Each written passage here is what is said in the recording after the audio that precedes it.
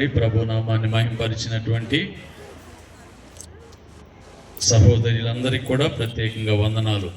దేవుడు వారిని ఇంకా బలపరిచి దీవించునుగాక. ఎత్తబడినటువంటి కానుకల నిమిత్తమై సహోదరులు కృపానందం గారు వచ్చి ప్రార్థన చేయవలసిందిగా ప్రేమతో వారిని ఆహ్వానిస్తూ ఉన్నాను. స్తోత్రం. ప్రార్థన చేసుకుందాం. దయచేసి అందరం ప్రార్థన చేసుకుందాం.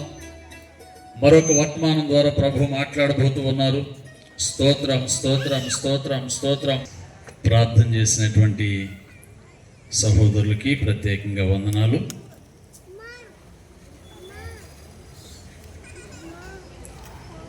దేవుడు ఇంతవరకు ఈ కార్యక్రమాన్ని నడిపిస్తూ వచ్చారు. దేవుడు మరొక్క మారు మాట్లాడబోతున్నారు. దేవుడు అంట 1, 2 లేక 3 మారులు మాట్లాడతారని వాక్యంలో రాయబడింది. కనుక మరొక్క మారు దేవుడు తన వాక్కు ద్వారా దర్శించే సమయం ఆసన్నమైంది. శ్రద్ధగా మనం ప్రభు మాట వింటే ధన్యులం. శ్రద్ధగా ప్రభు మాట వింటే ఆ వాక్కు మనకు అర్థమవుతుంది. శ్రద్ధగా వినకపోతే వాక్యం మనకి అర్థం కాదు. మంచిది. మరి ఈ సువార్త సభల కొరకై మరి దేవుని వాక్యాన్ని అందించడానికి పేపర్లో ప్రకటించిన రీతిగా దేవుని సేవకులు యవన దైవజనులు లివింగ్స్టన్ గారు మన మధ్యలో ఉన్నారు. వారిని ప్రేమపూర్వకంగా డయాస్ మీదకి ఆహ్వానిస్తూ ఉన్నాను. మరి దేవుడు యవన కాలంలోనే ఏర్పాటు చేసుకొని అభిషేకించి ఆయన చేతిలో బలమైనటువంటి బాహుగా, బలమైన పాత్రగా అనేక ప్రాంతాలలో, అనేక సంఘాలలో ప్రభు ఆ యవన దాసుని వాడుకుంటున్నారు. వారిని బట్టి నేను ప్రభు నామాన్ని స్తుతిస్తూ ఉన్నాను. మాత్రమే కాకుండా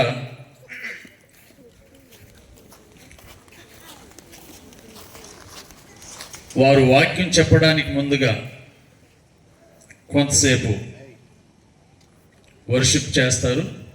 ఆ తదనంతరం వారు వాక్యం అందించాల్సిందిగా ప్రభు పేరిట వారిని ఆహ్వానిస్తూ ఉన్నాను. సమయాన్ని వారికి ఇస్తున్నాను.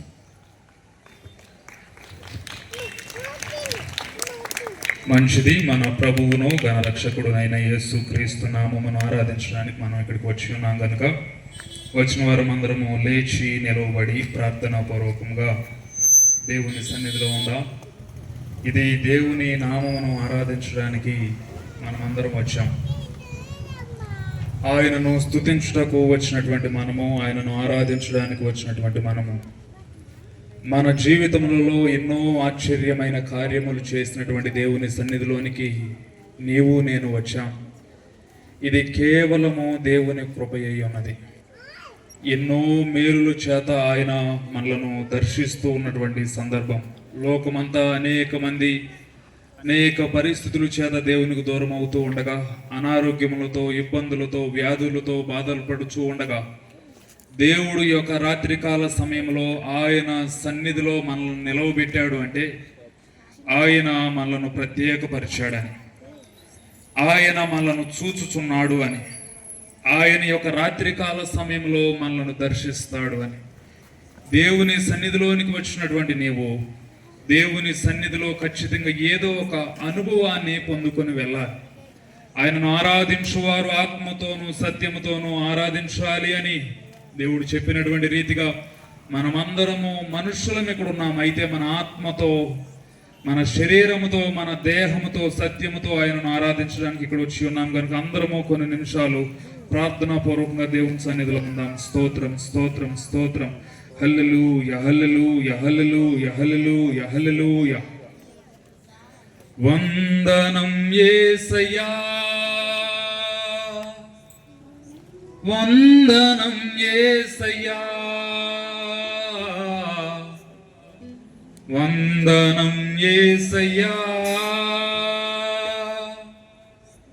వందనం యేసయ్యా, వందనం యేసయ్యా, వందనం యేసయ్యా, వందనం యేసయ్యా, వందనం యేసయ్యా. నీవు చేసిన మేలకు, నీవు చూపిన కృపలకు, నీవు చేసిన మేలకు అందరూ కలిసి చెప్తాం. వందనం యేసయ్యా,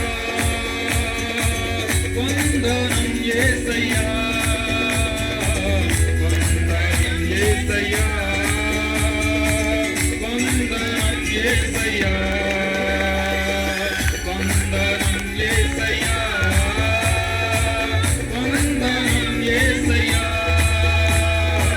వందనం యేసయ్యా, వందనం యేసయ్యా. నీవు చేసిన మేలకు, నీవు చూపిన అందరూ చప్పట్లు దేవుని నామాన్ని మహిమపరచాలి.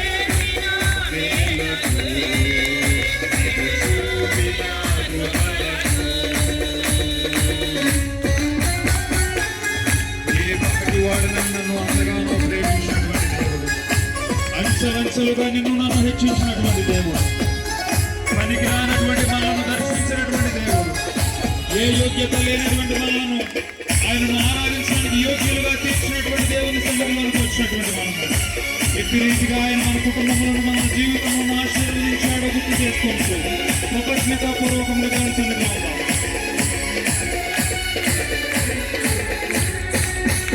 ఈ పాటి పాడనని నేను నన్నెంతగానో ప్రేమించావు, అంచలంచలుగా హెచ్చించి నన్నెంతగానో దీవించావు.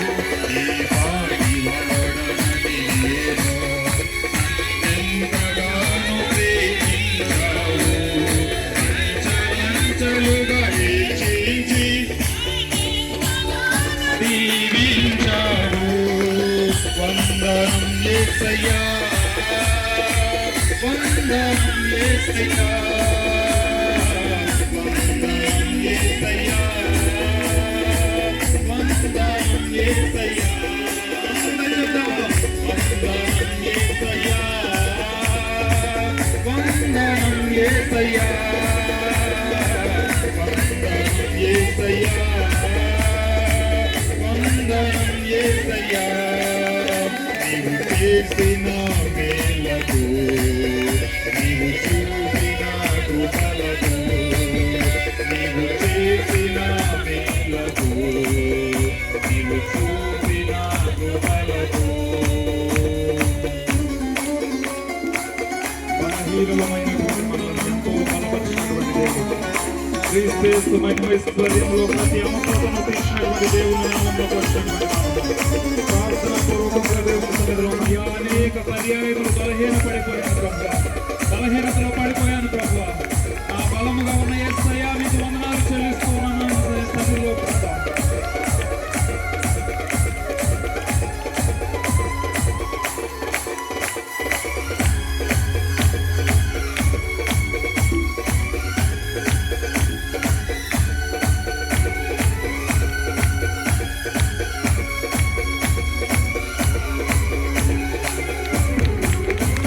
బలహీనుడనై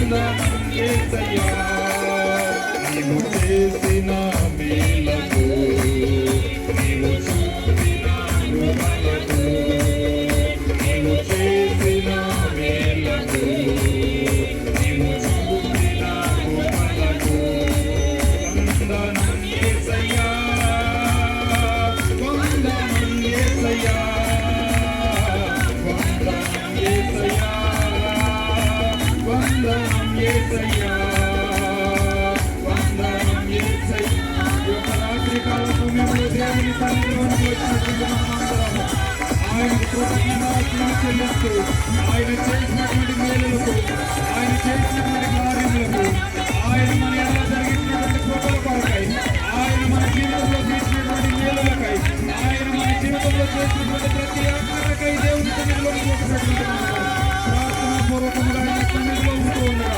ఒక రాత్రికాల సమయంలో ఆయన తన వాక్కుతో మనతో మాట్లాడడానికి సిద్ధపడుతూ ఉన్నాడు.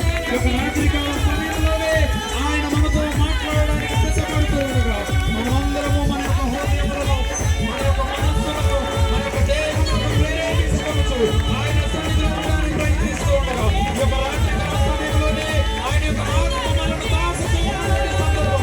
ఒక రాత్రికాల సమయంలో ఆయన సన్నిధిలోకి వచ్చినటువంటి నిన్ను ఆయన విడిచిపెట్టేటువంటి వాడు కాదు.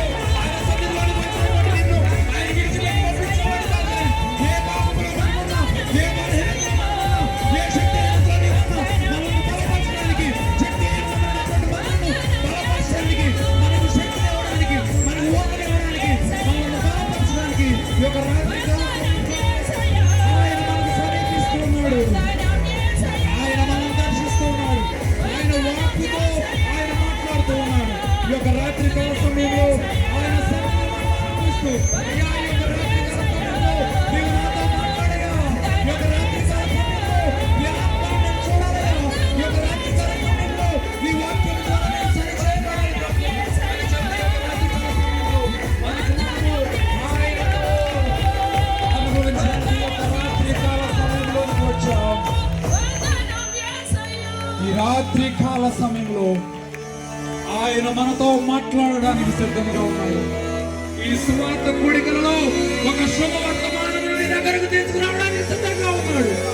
బలహీన పరిస్థితుల్లో ఉన్నటువంటి మనల్ని బలపరచడానికి సిద్ధంగా ఉన్నాడు.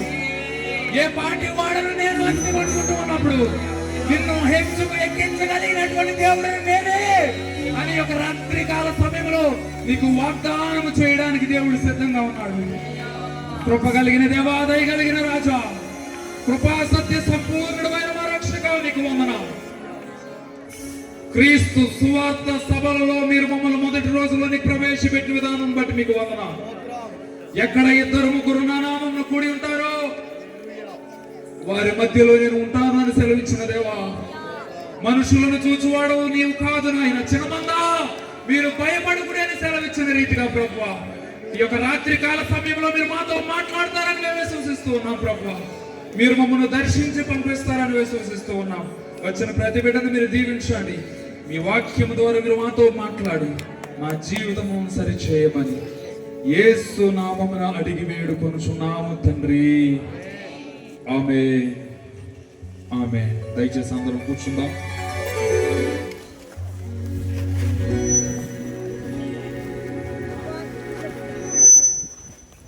మంచిది. మన ప్రభువును గణరక్షకుడునైన యేసు క్రీస్తు నామంలో ఇటు రీతిగా మొదటి రోజు మా సహోదరులు మార్క్ శామ్యుయల్ రాయ్ గారు ఎంతో కష్టపడి కొంతమందికైనా దేవుని యొక్క సువార్తను అందించాలి అనేటువంటి ఉద్దేశంతో వారు ఏర్పాటు చేసినటువంటి ఈ కొడుకుల నిమిత్తం నేను ఎంతగానో దేవుని నామమును మహింపరుస్తూ ఉన్నాను. జయాకర్ రాయ్ గారు వారు ఉన్నప్పుడు నేను ఇక్కడికి వచ్చాను. ఆ టైంలో ఇక్కడ జరిగేటువంటి మీటింగ్స్ ఇదే అన్న ఆర్కెస్ట్రా మైక్ కూడా పెట్టేవారు, ఇటు ఉండేది. అప్పుడు వర్షిప్ చేయడానికి ఇవన్నీ చేయడానికి నేను వచ్చినప్పుడు తండ్రి గారు మరణించే దినాల్లో ఆయన సంవత్సరం మరణిస్తున్నారనగా ఆ టైంలో ఆయన నాకు చెప్పినటువంటి మాట, నాన్న ఈసారి 3 రోజులు మరలా మీటింగ్స్ పెట్టాలి, నిన్ను పిలవాలి, నువ్వు ఇక్కడ చెప్పాలమ్మా వాక్యం అని చెప్పి సుమారుగా 2020వ సంవత్సరం అనుకుంటే 20 కానీ 21వ సంవత్సరం కానీ వారు నాతో మాట్లాడడం జరిగింది. తర్వాత వారు ఈ లోకాన్ని విడిచి వెళ్ళారు. గత సంవత్సరాల్లో జరిగినప్పుడు కూడా అన్న నన్ను అడిగినప్పుడు రాలేని పరిస్థితుల్లో రాలేకపోయాను. ఈ సంవత్సరం కూడా ఇంకా పెద్దవారు ఉంటారు కదా మనకి ఎందుకులే అన్నప్పుడు అన్నారు ఖచ్చితంగా మీరు రావాలి చెప్పాలి అన్నప్పుడు నేను టైంకే ఇక్కడికి రావడం జరిగింది. రాయ్ గారితో నాకున్నటువంటి కొన్ని అనుభూతులు అన్నగారితో ఇందాక పంచుకోవడం, ఆ ఫొటోస్ అన్ని చూపించి ఇటు రీతిగా ఇక్కడ పరిచర్యను జరిగించాం. ఇదంతా నిండిపోయి ఉండేది నా దగ్గర ఇప్పటికీ ఫొటోస్ ఉన్నాయి. ఇటు కూడా మొత్తం నిండిపోయి దేవుని సన్నిధిలో ఇక్కడ ఆరాధించినటువంటి విషయాలు నాకు తెలుసు. ఈరోజు మార్కన్న మాట్లాడుతూ చెప్పినటువంటి మాట, చిన్న సంఘం, అక్కడ రూమ్ కూడా సంఘాన్ని కూడా చూసాను, చిన్న సంఘం. ఇంత పెద్ద మీటింగ్ ఏర్పాటు చేయడం అనేది చిన్న విషయం కాదు.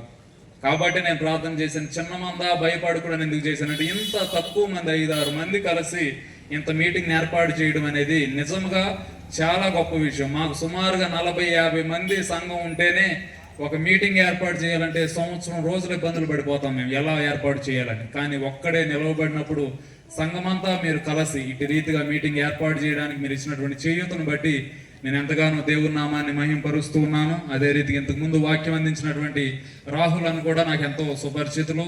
అంత మాత్రమే కాదు, పాటలు పాడి దేవుని నామాన్ని మహింపరిచినటువంటి ఎలీషా గారు కూడా వారు రామగూడెం నుంచి ఇక్కడ రావడం జరిగింది. మా మీటింగ్స్ కూడా నేను పిలవాలి అని ఆశించాను. వారికి కళ్ళుండవు, అయినప్పటికీ వారు చాలా అద్భుతంగా పాటలు పాడతారు, ఎంతో అద్భుతంగా దేవుని నామాన్ని స్తుతిస్తారు. ఇవన్నీ చూసినప్పుడు కొన్నిసార్లు అనిపిస్తుంది దేవుడు మనకేమిచ్చాడు. ఏంటండి ఉన్నాయా మీ అందరికి? వచ్చిన వాళ్ళకి ఎవరికైనా లేవా? ఇబ్బందులు ఉన్న వాళ్ళకుంటే ప్రార్థన చేస్తాను, దేవుడు ఇస్తాడు. తర్వాత ఏమిచ్చాడు? ఇంకా నడవడానికి ఏమైనా ఉన్నాయా మీకు? ఇప్పుడు మాట్లాడడానికి ఏమైనా ఉందా? వాక్యం చెప్పడానికి రాకపోవచ్చు కానీ గొడవలు పడడానికి ఉంటుందిగా. రైట్. దేవుడు స్వరాన్ని ఇచ్చాడు, కళ్ళు ఇచ్చాడా? ఇచ్చాడు. చెవులు ఇచ్చాడా? ఇన్ని ఇచ్చినప్పటికీ మనం ఏం చేయలేకపోతున్నాం. దేవుని నామాన్ని ఎందుకో ఆరాధించడానికి కొంచెం ఏమైపోయామంటే వెనక పడిపోయి ఉన్నాం. కానీ అవి లేని వారు అద్భుతంగా దేవుని యొక్క పరిచర్య జరిగిస్తూ ఉన్నప్పుడు నా మట్టుకు నేను ఎంతో బాధపడతా. అయ్యో దేవుడు మనకు అన్ని ఇచ్చినా మనం ఏం చేయలేకపోతున్నాం, దేవుని యొక్క పని మనము చేయలేకపోతున్నాం. హల్లెలూయా. టైం అయింది, నాకు ఖచ్చితంగా చెప్పారు మీరు ఏ మాత్రం తగ్గొద్దు, ఏ టైం వరకైనా చెప్పవచ్చు, 12 వరకు కూడా చెప్పవచ్చు అన్నారు నాతో. మీరు రెడీనా? వింటారా? ఓకే. ఎవరన్నా లెగ్స్ వెళ్ళిపోతే మాత్రం పిలుస్తాం ముందే. ఇంకా మెసేజ్ స్టార్ట్ అయిన తర్వాత లెగటానికి లేదు. ఏదన్నా ఉంటే ఇప్పుడే లేజర్ టైం ఇప్పుడే ఇస్తాం, వెళ్ళొచ్చు. ఆ టైం వరకు చెప్పను. సుమారు ఒక 40 నిమిషాలు దేవుని యొక్క వాక్యాన్ని మనం ధ్యానం చేయడానికి ప్రయత్నం చేస్తాం. దేవుని సన్నిధిలో ఉన్నాం, చాలా జాగ్రత్తగా కొన్ని మాటలైనా దేవుని సన్నిధిలో నీవు తీసుకుని వెళ్తే అది మనకి ఆశీర్వాదం. కాబట్టి మీరు అశ్రద్ధగా ఉండడానికి, మొబైల్స్ చూసుకోవడానికి, మీకు ఈ మీటింగ్ అయిపోయిన తర్వాత ఇంటికి వెళ్ళి మీరు చూసుకోవచ్చు, ప్రాబ్లం లేదు. ఇక్కడ ఎవరు మొబైల్స్ వాడడానికి ప్రయత్నించవద్దు, అశ్రద్ధగా ఉండడానికి ప్రయత్నం చేయొద్దు, వాక్యం వినడానికి మాత్రమే ప్రయత్నం చేయండి. ఎందుకనంటే ఇంత మనం ఏర్పాటు చేయడానికి కారణం ఏంటి? మొబైల్స్ వాడుకుంటారనా? మొబైల్స్ మన ఇంటి దగ్గరైనా వాడుకోవచ్చుగా. ఇంత ఏర్పాటు చేయడానికి కారణం ఏంటి? మనం మాట్లాడుకుంటామనా? మాటలు ఇంటింటికి వెళ్ళైనా మాట్లాడుకోవచ్చుగా. ఇంత ఏర్పాటు చేయడానికి కారణం ఏంటంటే కనీసం ఒక్క మాటతో అయినా దేవుడి యొక్క రాత్రికాల సమయం మనల్ని ఏం చేయాలి? దర్శించాలి. తన మెల్లనైన స్వరంతో దేవుడు ఏం చేస్తాడు తెలుసా? మాట్లాడతాడు. మీరు నిశ్శబ్దంగా ఉండకూడదమ్మా, ఇది చలికాలం ఏం కాదుగా, వేసవకాలమేగా. కొంచెం మండించబడండి. హల్లెలూయా గట్టిగా చెప్పాలి. కావాలంటే నేను మైక్ లేకుండా అయినా అరుస్తా, మీ అందరికి వినపడుతుంది. నాకున్న స్వరంతో నేను అరిస్తే మీకు వినపడుతుందా? హల్లెలూయా. అదే ఫైర్ మీద ఉండాలి మీరు. ఈ వాక్యం అయిపోయే వరకు ఏదో ఒకటి పొందుకోకుండా మీరు ఇక్కడ నుంచి వెళ్ళడానికి లేదు. దేవుని సన్నిధిలోనికి వచ్చి వాక్యం ద్వారా మీరు బలపరచబడకుండా ఇక్కడ నుంచి వెళ్ళడానికి లేదు. డబ్బులు ఎక్కువయ్యి ఇక్కడ కూడికి పెట్టలేదు, లేదంటే ఏదో చూపించుకోవడానికి పెట్టలేదు. కానీ ఒక్క ఆత్మ అయినా, వాక్యంలో ఉంటుంది, ప్రవక్త చెప్తాడు, అగ్నిలోంచి లాగినట్లు ఒక్కరినైనా ఎక్కడి నుంచి లాగాలి? నరకములో నుంచి లాగాలి. అనేక మంది ఈ రోజు ఎక్కడికి పరిగెడుతున్నారో తెలుసా? నరకం వెళ్ళడానికి సిద్ధంగా పరిగెడుతున్నారు. నేను ఎలాగైనా చెడిపోవాలని ప్రయత్నిస్తుంటే, అయ్యా అక్కడికి వెళ్ళిపోతే చెడిపోతావమ్మా, అక్కడికి వెళ్ళిపోతే పాడైపోయే అవకాశాలు ఉన్నాయని చెప్పి వారిని తీసుకుని వచ్చి ఎక్కడ నిలవబెడుతున్నాం? దేవుని సన్నిధిలో నిలవబెడుతున్నాం. ఇక్కడ ఎలా తాగాలి అని నేర్పించడం లేదు, ఇక్కడ పేకాట్లు ఎలా ఆడాలి అని నేర్పించడం లేదు, కానీ జీవితాన్ని ఎలా సరి చేసుకోవాలని నేర్పిస్తూ ఉన్నాం. కానీ తల్లిదండ్రులను ఎలా చూసుకోవాలని నేర్పిస్తూ ఉన్నాం. పిల్లల జీవితాలు ఎలా సరిచేయబడాలని నేర్పిస్తూ ఉన్నాం. కాబట్టి శ్రద్ధగా మనం ఎక్కడ ఉండాలి? చెప్పాలి ఎక్కడ ఉండాలి? మీరు రాసుకున్నా అది మీకు ఎక్కడికి వెళ్ళినా నాకు ఇబ్బంది లేదు, కానీ మీ మైండ్లోకి మాత్రం ఈ రాత్రి ఒక్క మాటన్నా వెళ్ళిపోవాలి. నేను ఖచ్చితంగా చెప్తున్నాను, మీ హృదయాల్ని చీలుస్తుంది ఈరోజు. రెండోసారి మీరు ఖచ్చితంగా నన్ను పిలవరు. 5 సంవత్సరాల నుంచి శ్యామని అడుగుతున్నాడు, సరే వస్తాను, ఒక వారం 2 రోజులు వస్తే అప్పుడు మీకు అర్థం అవుతుంది, ఇంక పిలవరలే అనుకున్నా. ఎందుకంటే వాక్యం విషయంలో వాక్యం లాగానే మనం వెళ్తాం. చాలా జాగ్రత్త కలిగి దేవుని యొక్క వాక్యాన్ని మనం పరిశీలించడానికి ప్రయత్నం చేస్తాం. మన యొక్క పాంప్లెట్ లో ప్రకటించినటువంటి రీతిగా అక్కడ చెప్పినటువంటి వాక్యం ఏంటంటే, ఉరి తెంపబడెను, మనము తప్పించుకొని ఉన్నాము అనేటువంటి పాంప్లెట్ మనకి ప్రింట్ చేయబడింది. దానిలో చెప్పమన్నారు, నేను రేపు దాని గురించి చెప్తాను. సువార్త కూడికలు కాబట్టి సువార్తకు సంబంధించినటువంటి కొన్ని విషయాలు కూడా నేను మీతో పంచుకోవడానికి ఒక రాత్రికాల సమయంలో ఇష్టపడుతున్నాను. మిగతాది రేపు మనం కంటిన్యూ చేయడానికి ప్రయత్నం చేస్తాం. మనందరికీ బైబిల్ గ్రంథాలు ఉన్నట్లయితే ఇతర రెఫరెన్స్లోకి వేటిల్లోకి నేను వెళ్ళను, ఒకే రెఫరెన్స్ చెప్తాను, ఒక్కొక్క మాట మనం ధ్యానం చేస్తూ వెళ్తాం. మన బైబిల్ గ్రంథంలోంచి లూకాసు వార్త 19వ అధ్యాయము 1వ వచన ప్రారంభం. Luke chapter 19:1. ఆయన సంచరించుచు ఎరుకో పట్టణంలో ప్రవేశించి దాని గుండా పోవచ్చుండెను. చాలండి, ఇక్కడ మనం ధ్యానం చేస్తున్నటువంటి విషయాలు. ఆయన అంటే ఎవరు చెప్పాలి, మీరు అందరూ చెప్పవచ్చు. అక్కడ ఉన్న 4 చెప్తున్నారండి గట్టిగా. ఆయన అంటే ఎవరు? ప్రభు అయిన యేసుక్రీస్తు వారు. ఎక్కడికి వెళ్తున్నారు? ఎరుకో పట్టణానికి వెళుతున్నాడు, ప్రవేశిస్తూ ఉన్నాడు, ఇంకా వెళ్ళలేదు, అక్కడికి వెళుతూ ఉన్నటువంటి సందర్భం. ఎరుకో పట్టణానికి ఆయన వెళుతూ ఉన్నప్పుడు జరిగినటువంటి ఒక చిన్న కథ మీ అందరికీ తెలుసు కదా. ఇతను కూడా అబ్రహాము కుమారుడు అని. జక్కయ్య స్టోరీ మీరో తెలియని వాళ్ళు ఎవరైనా ఉన్నారా? సండే స్కూల్ పిల్లలకు కూడా తెలుసు, నాకు తెలిసి మా సండే స్కూల్ టీచర్స్ కూడా గత వారాలు అవే చెప్తున్నారు. నేను ఎందుకో ప్రార్థించేటప్పుడు అందరికీ తెలిసిన స్టోరీయే అయినప్పటికీ దేవుడు వాటిల్లో నుంచి మనతో మాట్లాడతాడు. అక్కడ జరుగుతున్నటువంటి సందర్భం, ప్రభు అయిన యేసుక్రీస్తు వారు ఎక్కడికి ప్రవేశిస్తున్నారు అంటే ఎరుకో ప్రాంతమునకు ప్రవేశిస్తూ ఉన్నారు. ఎరుకో అనగా దాని యొక్క అర్థం ఏంటి అంటే, ఎరుకో అంటే సువాసన కలిగినటువంటి పట్టణం అంట. ఏం పట్టణం అది? ఎరికో అంటే దాని అర్థం ఏంటంటే చంద్రుడు నివసించేటువంటిది అని ఒకటి ఉంది. ఇంకొక దగ్గర పర్టికులర్ గా హీబ్రూ భాషలోంచి ట్రాన్స్లేట్ చేయబడింది ఏంటి అంటే సువాసన కలిగినటువంటి, చెప్పాలి ఏం పట్టణం? సువాసన కలిగినటువంటి పట్టణం. ఆ పట్టణంలోనికి ఎవరు వస్తున్నారు? ప్రభు అయిన యేసుక్రీస్తు వారు అక్కడికి ప్రవేశిస్తూ ఉన్నారు. తర్వాత దాని గుండా పోవుచుండెను. ఇదిగో సుంకపు గుత్తదారుడు ధనవంతుడునైనా జక్కయ్య అను పేరు కలిగిన ఒకడు యేసు ఎవరో అని చూడగోరెను. హల్లెలూయా, హల్లెలూయా. జక్కయ్యకు కలిగినటువంటి ఆశ ఏంటి? యేసు ఎవరో అని చూడాలనుకున్నాడు, అంతేనా? ఇప్పుడు ఈ రోజు కూడా మనం ఇక్కడికి రావడానికి కారణం ఏంటంటే యేసయ్య నాతో ఏదో ఒకటి మాట్లాడతాడు. జక్కయ్య కూడా ఒక విషయాన్ని విన్నాడు యేసు ప్రభు గురించి, అప్పటికే చాలా సార్లు వినున్నాడేమో. ఆయన తెలుసుకోవాలనుకున్నది ఏంటి అంటే అసలు యేసయ్య అంటే చెప్పాలి, అందరూ చెప్పాలి, ఎవరు అని తెలుసుకోవడానికి వచ్చాడు. ఆల్రెడీ తెలిసి రాలా, తెలుసుకోవడానికి వచ్చాడు. జక్కయ్య అనే పేరుకి అర్థం ఏంటో తెలుసా? జక్కయ్య అనే పేరుకి అర్థం ఎవరైనా చెప్పగలరా? చెప్తే మీకు గిఫ్ట్ ఇస్తా. జక్కయ్య అనే పేరుకి, సరే నేనే చెప్తా. జక్కయ్య అనే పేరుకి పరిశుద్ధుడు అని అర్థం, లేదా నీతిమంతుడు అని అర్థం. జక్కయ్య అంటే ఎవరు? నీతిమంతుడు, లేదంటే ఇంకో మాట ఏం చెప్పాను? పరిశుద్ధుడు అనేటువంటి అర్థం ఏ పేరుకి వస్తుంది? జక్కయ్యకు వస్తుంది. జక్కయ్య అనే పేరు వాడడానికి ముందేం వాడారు అక్కడ? సుంకపు గుత్తదారుడు మరియు ధనవంతుడు. సుంకపు గుత్తదారి అంటే ఎవరో తెలుసా?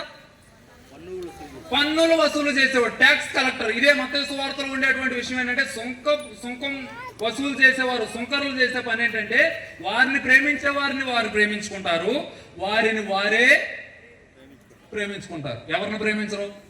ముక్కు పుండి వసూలు చేస్తున్నాడు అంటే నువ్వేమైపోయినా నాకు సంబంధం లేదు, నాకు ఇవ్వాల్సింది నాకు ఇవ్వు అంటే ఏంటది? నాది నాకు కావాలి, మీరేమైపోయినా నాకు సంబంధం. పేరేంటి? సువార్తమ్మ. పేరేంటి? ఊర్లో పేర్లు ఇవే ఉంటాయి, కానీ తగ్గ జీవితం ఉంటుందా? ఇక్కడ జక్కయ్య పేరు యొక్క అర్థం ఏంటి? పరిశుద్ధుడు. జక్కయ్య పేరు అర్థం ఏంటి? నీతిమంతుడు. కానీ జక్కయ్య చేస్తున్నటువంటి పనులేంటి? సుంకాన్ని వసూలు చేస్తున్నాడు. అంత మాత్రమే కాదు, ఆయన ఎవరంట చెప్పాలి, అందరూ చెప్పాలి. మీరు ఆ ఒక్క ప్యాసేజ్ చదవండి అమ్మా, మీకు అర్థమైపోతుంది. నేను చెప్పేదంతా దానిలోనే, కొంచెం అందించండి. ఆయన సుంకపు గుత్తదారుడు మరియు ఎవరు, ధనవంతుడు అయినటువంటి జక్కయ్య. ఆయన ఎవరిని చూడాలనుకున్నాడు?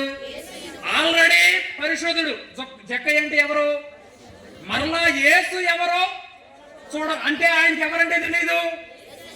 అమ్మా నాన్న పెట్టేశారు పేరు పరిశుద్ధుడు అని, అమ్మా నాన్న పెట్టేశారు పేరు నీతిమంతుడు అని. కానీ అయ్యగారు పెద్దోడు అయిపోయాడు, పిల్లలు పుట్టేశారు, డబ్బులు వచ్చేసి సుంకాలు వసూలు చేస్తున్నాడు. ఇప్పటి వరకు ఎవరంటే తెలీదు. ఇప్పుడు అనుకుంటున్నాడు ఎవరిని చూడాలని.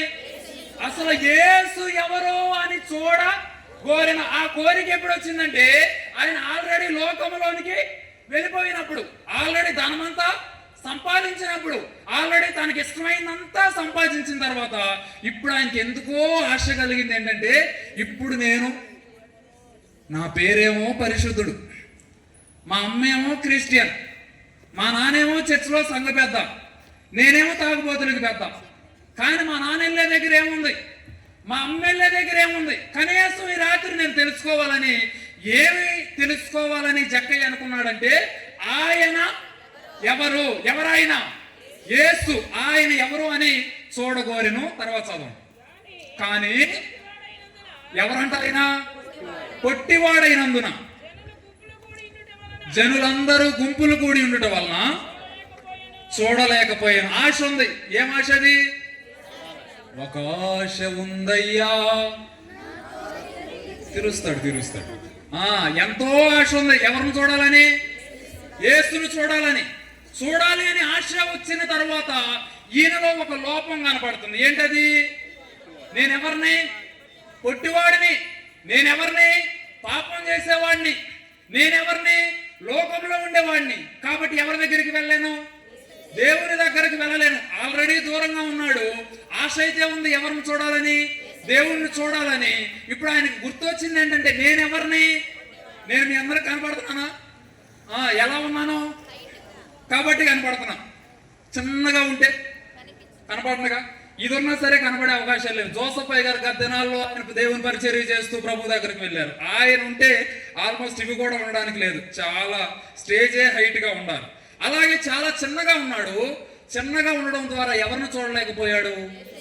యేసయ్యను చూడలేకపోయాడు. కానీ ఆయన మనసులో ఏముంది? ఒక్కసారన్నా తెలుసుకోవాలి అసలు ఆయన ఏంటి, ఎంతమంది గుంపులుగా జనాలు ఎందుకు వెళుతున్నారు అని తెలుసుకోవాలనేటువంటి ఆశ ఎవరిలో కలిగింది అంటే జక్కయ్యలో కలిగింది. ఆయన కలిగినప్పుడు జనులందరూ ఎలా ఉన్నారంట? గుంపు కూడి ఉండటం వలన చూడలేకపోతున్నాడు. ఆశ వచ్చింది, చేద్దాం అనుకున్నాడు. ఆశ ఏమైపోయింది? నిరాశ అయిపోయింది. ఎందుకని? నేను చూడాలనుకున్నాను కానీ నాకన్నా ముందు ఎవరున్నారు? జనులు అందరూ ఉన్నారు. కాబట్టి నేను ఇంకా ఆయన ఏం చేయలేను, చూడలేనులే, ఇంకెందుకు. ఈసారి ఎప్పుడైనా చెప్పాలి. ఇప్పుడు ఒకవేళ కుర్చీలు ఇక్కడ అయిపోయినాయి అనుకోండి, కొంతమంది అబ్బో అంతా నిండిపోయారుగా, ఈసారి ఎప్పుడైనా, రేపొద్దున ఈయన చిన్నపిల్లవాడిలాగా ఉన్నాడుగా, కుర్రోళ్ళలాగా ఉన్నాడు, రేపొద్దున ఎవరైనా పెద్దోళ్ళు వచ్చినప్పుడు రావచ్చులే 4 కుర్చీలు పట్టుకొని అని చెప్పి నిరుత్సాహంతో ఎవరైనా ఎక్కడికి తిరుగుతారు? ఇంక వెనక్కి వెళ్ళిపోతాం. ఖాళీ లేనప్పుడు ఏం చేస్తారు? ఖాళీ ఉంటే కూర్చుంటారు, లేనప్పుడు ఏం చేస్తారు? కొంచెంసేపు నుంచుని వెళ్ళిపోతారు. అంతేనా? అలాగే చూసినప్పుడు జనాలు అడ్డుగా ఉన్నారు. ఆయన దేవుని దగ్గరికి వెళ్ళడానికి ఏమి లేదు, అవకాశం లేదు. ఇదే పరిస్థితిని ఆయన గమనిస్తూ ఉన్నప్పుడు జరిగినటువంటి ఒక సందర్భం. అప్పుడు యేసు ఆ త్రోవన రానయ్యుండెను గనుక అతడు ముందుగా పరిగెత్తి ఆయనను చూచుటకై ఒక మేడు చెట్టు ఏమెక్కాడు? అందరూ చెప్పారు, ఏమెక్కాడు? కరెక్ట్ గా ఆయన తగ్గినటువంటి మేడు చెట్టే అది కూడా. ఆయన పేరేం చెప్పాను? పేరు. దాని అర్థం ఏంటి? పరిశుద్ధుడు. కానీ జీవితం ఎలా ఉంది? పరిశుద్ధంగానే ఉన్నాడా? ఉంటే అంతమంది ఏడ్చేవాళ్ళు కాదుగా. జీవితం ఎలా ఉంది చెప్పండి అమ్మా? పాపంలో ఉంది కదా. అయ్యగారు ఏం చెట్టు ఎక్కాడు? దాని మీద ఒక పోయం ఉంటుంది, మేడి పండు చూడు తగిన చెట్టే అది కూడా. అయ్యగారి జీవితం ఎట్టుందో ఆ చెట్టు కూడా కరెక్ట్ చెట్టు దొరికింది. ఏం చెట్టు అది? చింత చెట్టు కాదు, మేడి చెట్టు. వెంటనే ఆయనకు అర్థమైనటువంటి ఒక విషయం ఏంటంటే, ఎలాగైనా నేనేం చేయాలి, ఈ రోజు నేను దేవుని చూడాల్సిందే, ఆయన ఎవరో నేను తెలుసుకోవాల్సిందే. ఈ రోజు నేను మీకు చెప్పేది కూడా ఇదే. ఈ రాత్రి మీరు ఇక్కడికి వచ్చారంటే ఆయన ఎవరో మీరు తెలుసుకునే వెళ్ళాలి, లేకపోతే మీరు వెళ్ళొద్దు. జక్కయ్యకు ఉన్నటువంటి పట్టుదల చూడండి, ఆయన ఎవరో చూడగోరాడు. కాబట్టి ఆయన దగ్గరకు వెళుతున్నప్పుడు కూడా ఆయనకి మార్గం సరళంగా ఉందా? లేదు. జనాలందరూ ఎలా ఉన్నారు? గుంపులు గుంపులుగా ఉన్నారు, వెళ్ళడానికి అవకాశం లేదు. ఆయన ఆల్రెడీ ఏమని చెప్పాను? ధనవంతుడు అని చెప్పాను. ధనవంతుడికి ఏముంటది? ఇన్ఫ్లుయెన్స్ ఉంటది. ధనవంతుడికి ఏముంటది అంటే పని చేయడానికి చాలా మంది ఉంటారు. ఆ ఇన్ఫ్లుయెన్స్ ఉపయోగించి ఉండుంటాడు. ఎందుకు ఉపయోగించి ఉండుంటాడు అని నేను అంటున్నానంటే, ఆయన ఆ మార్గాన వచ్చుచున్నాడు అని ఏం చేశాడు? తెలుసుకున్నాడు. ఏ మార్గాన వస్తున్నాడని అది ఎవరికి తెలిసింది? ఎరుకోపట్నంలో ఇన్ఫ్లుయెన్స్ ఉండబట్టేగా. ఎటు వస్తున్నాడు రా ఆయన, ఎటు వస్తున్నాడు అంటే, ఆ రూట్ మ్యాప్ చెప్పు నాకు, అక్కడికి వెళ్తాను అని పేదోడు అడిగితే చెప్తారా? ఆయన ఆల్రెడీ ఎవరో ధనవంతుడు, అందరి దగ్గర సుంకం మొత్తం తీసుకుంటున్నాడు, ఒక అధికారిగా ఉన్నాడు. కాబట్టి అధికారిగా ఉన్నప్పుడు పక్కన ఎవరినో పిలుచుంటున్నారే, ఏసై వస్తున్నాడు అంటే నేను ఎలాగైనా ఈ రోజు ఆయన్ని చూడాలి. కాబట్టి ఆయన ఎటు వెళుతున్నాడో తెలుసుకో. ఆ మార్గాన్ని అక్కడ రాయబడి ఉంది, ముందుగానే తెలుసుకున్నాడు. అవునా? ఆయన అటు నుంచి పోతున్నాడని ముందుగా పరుగెత్తి అనందా? మీ బైబిల్లో ఉందా? ముందుగానే ఎక్కడికి పరిగెత్తేసాడంటే మేడు చెట్టు దగ్గరకు పరిగెడుతున్నాడు. ఇప్పుడు నాకు ఒక ప్రశ్న, ధనవంతుడిగా ఉన్నటువంటి వారు ఎవరో వస్తుంటే వాళ్ళని చూడడానికి పరిగెత్తుకుంటూ వెళ్ళిపోవటం, చెట్లు ఎక్కటం, పొట్టలు ఎక్కటం చేస్తారా? బాగా ధనం ఉంది, అన్నీ ఉన్నాయి, హోదా ఉంది, హంగు ఉంది. అలాంటి పరిస్థితిలో ఉన్నటువంటి ఒక వ్యక్తి దేవుని దగ్గరికి రావడానికి అన్నీ పెట్టి వచ్చేస్తాడా? తగ్గించుకుని వస్తాడా? పరిగెడుతూ వస్తాడా? చెట్లు ఎక్కుతాడా? పొట్లు ఎక్కుతాడా? స్వార్థ చెప్తాడా? నెంబర్ 1, చూడాలి అనుకున్నప్పుడు ఆయన మనసులో ఏ మనసు వచ్చేసింది? దేన మనసు వచ్చేసింది. ఈ రోజు నేను ఎలాగైనా ఎవరిని చూడాలి? తగ్గించుకొని మనం ఉండాలి. దేవుణ్ణి చూడాలి అంటే మొట్టమొదటికి ఏముండాలి? తగ్గింపు. జక్కయ్య చెప్తున్నాడు, ఇప్పుడు నాకు అంత ధనం ఉన్నా సరే ఎలా వెళ్తున్నాడంట? బౌన్సర్ని బాడీ గార్డులు పెట్టినా, ఉండండి అమ్మా నేను వస్తున్నాను చూడరా, మొత్తం అక్కడ క్లియర్ చేయి, ఇటు వెళ్తున్నాడా? ఒక ఎమ్మెల్యే గారో లేకపోతే ఎవరైనా అధికారి మన సైడ్ వచ్చేటప్పుడు వారికి కావాల్సిన రూట్ మ్యాప్ అంతా క్లియర్గా ఉంటుందా ఉండదా? అక్కడ ఉన్నటువంటి ఎవరైనా అధికారులు ఉంటే వారిని కలవడానికి వీళ్ళు పరిగెత్తాలా? అవసరంలా. అక్కడ ఉంటారు, ఆల్రెడీ మాట్లాడతారు, అన్ని చర్చించడానికి అవకాశం ఉంటది. ఇంత ధనవంతుడు అయినప్పటికీ దేవుని దగ్గరికి వెళ్ళడానికి ఏం చేస్తున్నాడంట? పరుగెడుతూ ఉన్నాడు. హల్లెలూయా. లోకమంతా ఆయనకు దూరంగా పరిగెడుతుంటే ఆయన మాత్రం ఎక్కడికి పరిగెడుతున్నాడు? ధనవంతుడై కూడా ఎక్కడికి పరిగెడుతున్నాడు? ప్రభు అయిన యేసు యొద్దకు వెళుతూ ఉన్నాడు. పరిగెడుతూ ఏమెక్కాడు? మేడు చెట్టు. యేసు ఆ చోటికి వచ్చినప్పుడు కన్నులెత్తి చూచి, జక్కయ్యా త్వరగా దిగు. ఇప్పుడు ఎవరు చూశారు? ఒకే ఒక్కడు. ఎవరిని చూడాలనుకున్నాడు? ఆ ఒకే ఒక్కడిని ఎవరు చూశారు? ఈ రాత్రి కూడా ఇంతమంది ఉన్నారు కదా, ఇంతమందిలో దేవుడు నన్ను చూస్తాడా అనే డౌట్ మీకుంటే జక్కయ్య నిదర్శనం. జక్కయ్య ముందుకు వెళ్ళడానికి కూడా అవకాశం లేదు. ఎవరు ఉండడం ద్వారా? జనం గుంపులు గుంపులుగా ఉండడం ద్వారా జక్కయ్య అనుకున్నాడు, నన్ను దేవుడు చూడడు, ఎలాగైనా నేనే దేవుణ్ణి చూడాలి అని ఏమెక్కాడు? చెట్టు ఎక్కాడు. కానీ ఆయన హృదయంలో ఉన్నటువంటి ఆశను ఎవరు చూశారు? దేవుడు చూచాడు. చూచి ఆయన తలెత్తి ఎవరిని పిలిచాడు? జక్కయ్య ఎలా దిగాలి నువ్వు? త్వరగా దిగుము, నేను నీ ఇంట ఉండవలసి ఉన్నదని చెప్పగా అతడు త్వరగా దిగి సంతోషముతో ఆయనను చేర్చుకొనెను. అందరూ అది చూచి ఈయన పాపి అయిన మనిషి యొద్దకు బస చేయ వెళ్ళినని సనుగుకున్నారు. హల్లెలూయా, హల్లెలూయా. అంతమందిలో దేవుడు పరిశుద్ధుల దగ్గరకు వచ్చాడా? మేము చాలా మహానుభావులు, అసలు మేము తప్ప ఇంక ఇక్కడ ఎవ్వరూ లేరు అని చెప్పుకునే వారి దగ్గరకు వచ్చాడా?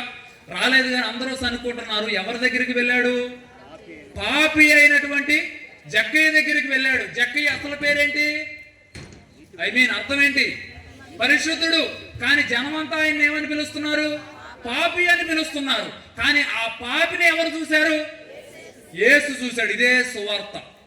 మనుషులు ఎవరు పాపిని చూడరు. మనుషులు ఎవరు పాపంలో ఉన్న వారిని, చెడిపోయిన వారిని, ద్రోహం చేసే వారిని, మోసం చేసే వారిని, ఇబ్బందుల్లో ఉన్న వారిని మనుషులు చూడకపోవచ్చు. కానీ ఒక్కడే అలా ఉన్నా సరే వారిని ఎవరు చూస్తారో తెలుసా? దేవుడు చూస్తాడు. ఈ రోజు ఏ పాపంలో ఉన్నా మనం ఉన్నటువంటి స్థితిలో మనల్ని ఎవరు చూస్తున్నారో తెలుసా? దేవుడు చూస్తున్నాడు. నువ్వు ఉన్నటువంటి ప్రదేశంలో నుంచి నువ్వేం చేసి రావాలి? దిగి రావాలి. ఆ పాపంలో నుంచి నువ్వేం చేసి రావాలి? దిగి రావాలి. నువ్వు ఉన్న పరిస్థితుల్లో నుంచి నువ్వేం చేసి రావాలి? దిగి రావాలి. నీకున్నటువంటి అన్ని సందర్భాల నుంచి, ఆ ఎత్తులో నుంచి నువ్వేం చేసి రావాలి? ఏం చేసి రావాలి? మా చిన్నప్పుడు దేవుని సువార్త చేయడానికి వెళ్ళేటప్పుడు, నేను సుమారు 7-8 తరగతులు చదివేటప్పుడు వాల్ పోస్టర్లు వేయడానికి కూడా వెళ్ళేవాళ్ళం. సుమారుగా ఆ రోజుల్లో బండ్లు, వెహికల్స్ ఇవన్నీ ఉండేవి కాదు. బురదలో కూడా దిగి వెళ్ళి పరిచర్య చేసి వస్తూ ఉండేవాళ్ళం. ఈ రోజు అక్కడ గుంపులుగా జనాలు పరిగెడుతున్నారు. ఇక్కడ ఒక్క కుర్చీ కూడా లేకుండా, స్టేజ్ లేకుండా ఇలాగే మీటింగ్ పెడితే ఎవరైనా వస్తారా? మీకు కుర్చీ ఇచ్చి, దేవుణ్ణి చూసే అవకాశం ఇచ్చి, వాక్యం చెప్పించి, ఇన్ని చెప్పించినా మనకేమి లేదు. వినాలనేటువంటి ఆశ. రోడ్డు మీద ఏ బండి వెళ్తుందో, లేకపోతే ఎటు నుంచి నాకు పిలుపు వస్తుందో, ఎవరెడు తిరుగుతున్నారో అనే కానీ మనకి ఎవరిని చూడాలని ఆశ లేదు. నేను మాట్లాడుతున్నటువంటి మాట, ఆయన పేరు యొక్క అర్థము పరిశుద్ధుడు. ఆయన జీవించినటువంటి జీవితము పాపి. మనుషులందరూ ఆయన మీద వేసినటువంటి ముద్ర పాపి అని అనుకుంటున్నారు. దేవుడు చెప్పినటువంటి మాట, నేను ఎవరింటికి వస్తాను? నీ ఇంటికే వస్తాను. ఈ రోజు నేను దేవుణ్ణి ఆహ్వానించడానికి పనికిరాను అని ఒకవేళ నీవు అనుకుంటే, ఈ రాత్రికాల సమయంలో దేవుడు నీతోనే మాట్లాడుతున్నాడు. ఈ రోజు దేవుడు ఎవరి దగ్గరకు వస్తాడు? నేను పాపిని, నేను పనికిరాను అనుకుంటే ఆయన ఎవరి దగ్గరకు వస్తాడు తెలుసా? బలహీనుడనైనటువంటి నేను, ఏ పాటి వాడనని నేను, నన్ను ఎంతగానో ప్రేమించావు, అంచెలంచెలుగా ఏం చేశావు? నేను సరిపోయినటువంటి వాడిని కాదయ్యా అని నీవు తగ్గించుకుని ఆయన సన్నిధిలో నీవు ఉంటే నీకోసం ఎవరు వస్తారో తెలుసా? ప్రభు అయిన యేసుక్రీస్తు వారు. ఆయన ఈ రాత్రి కాల సమయంలో ఎవరి కోసం చూస్తున్నాడు?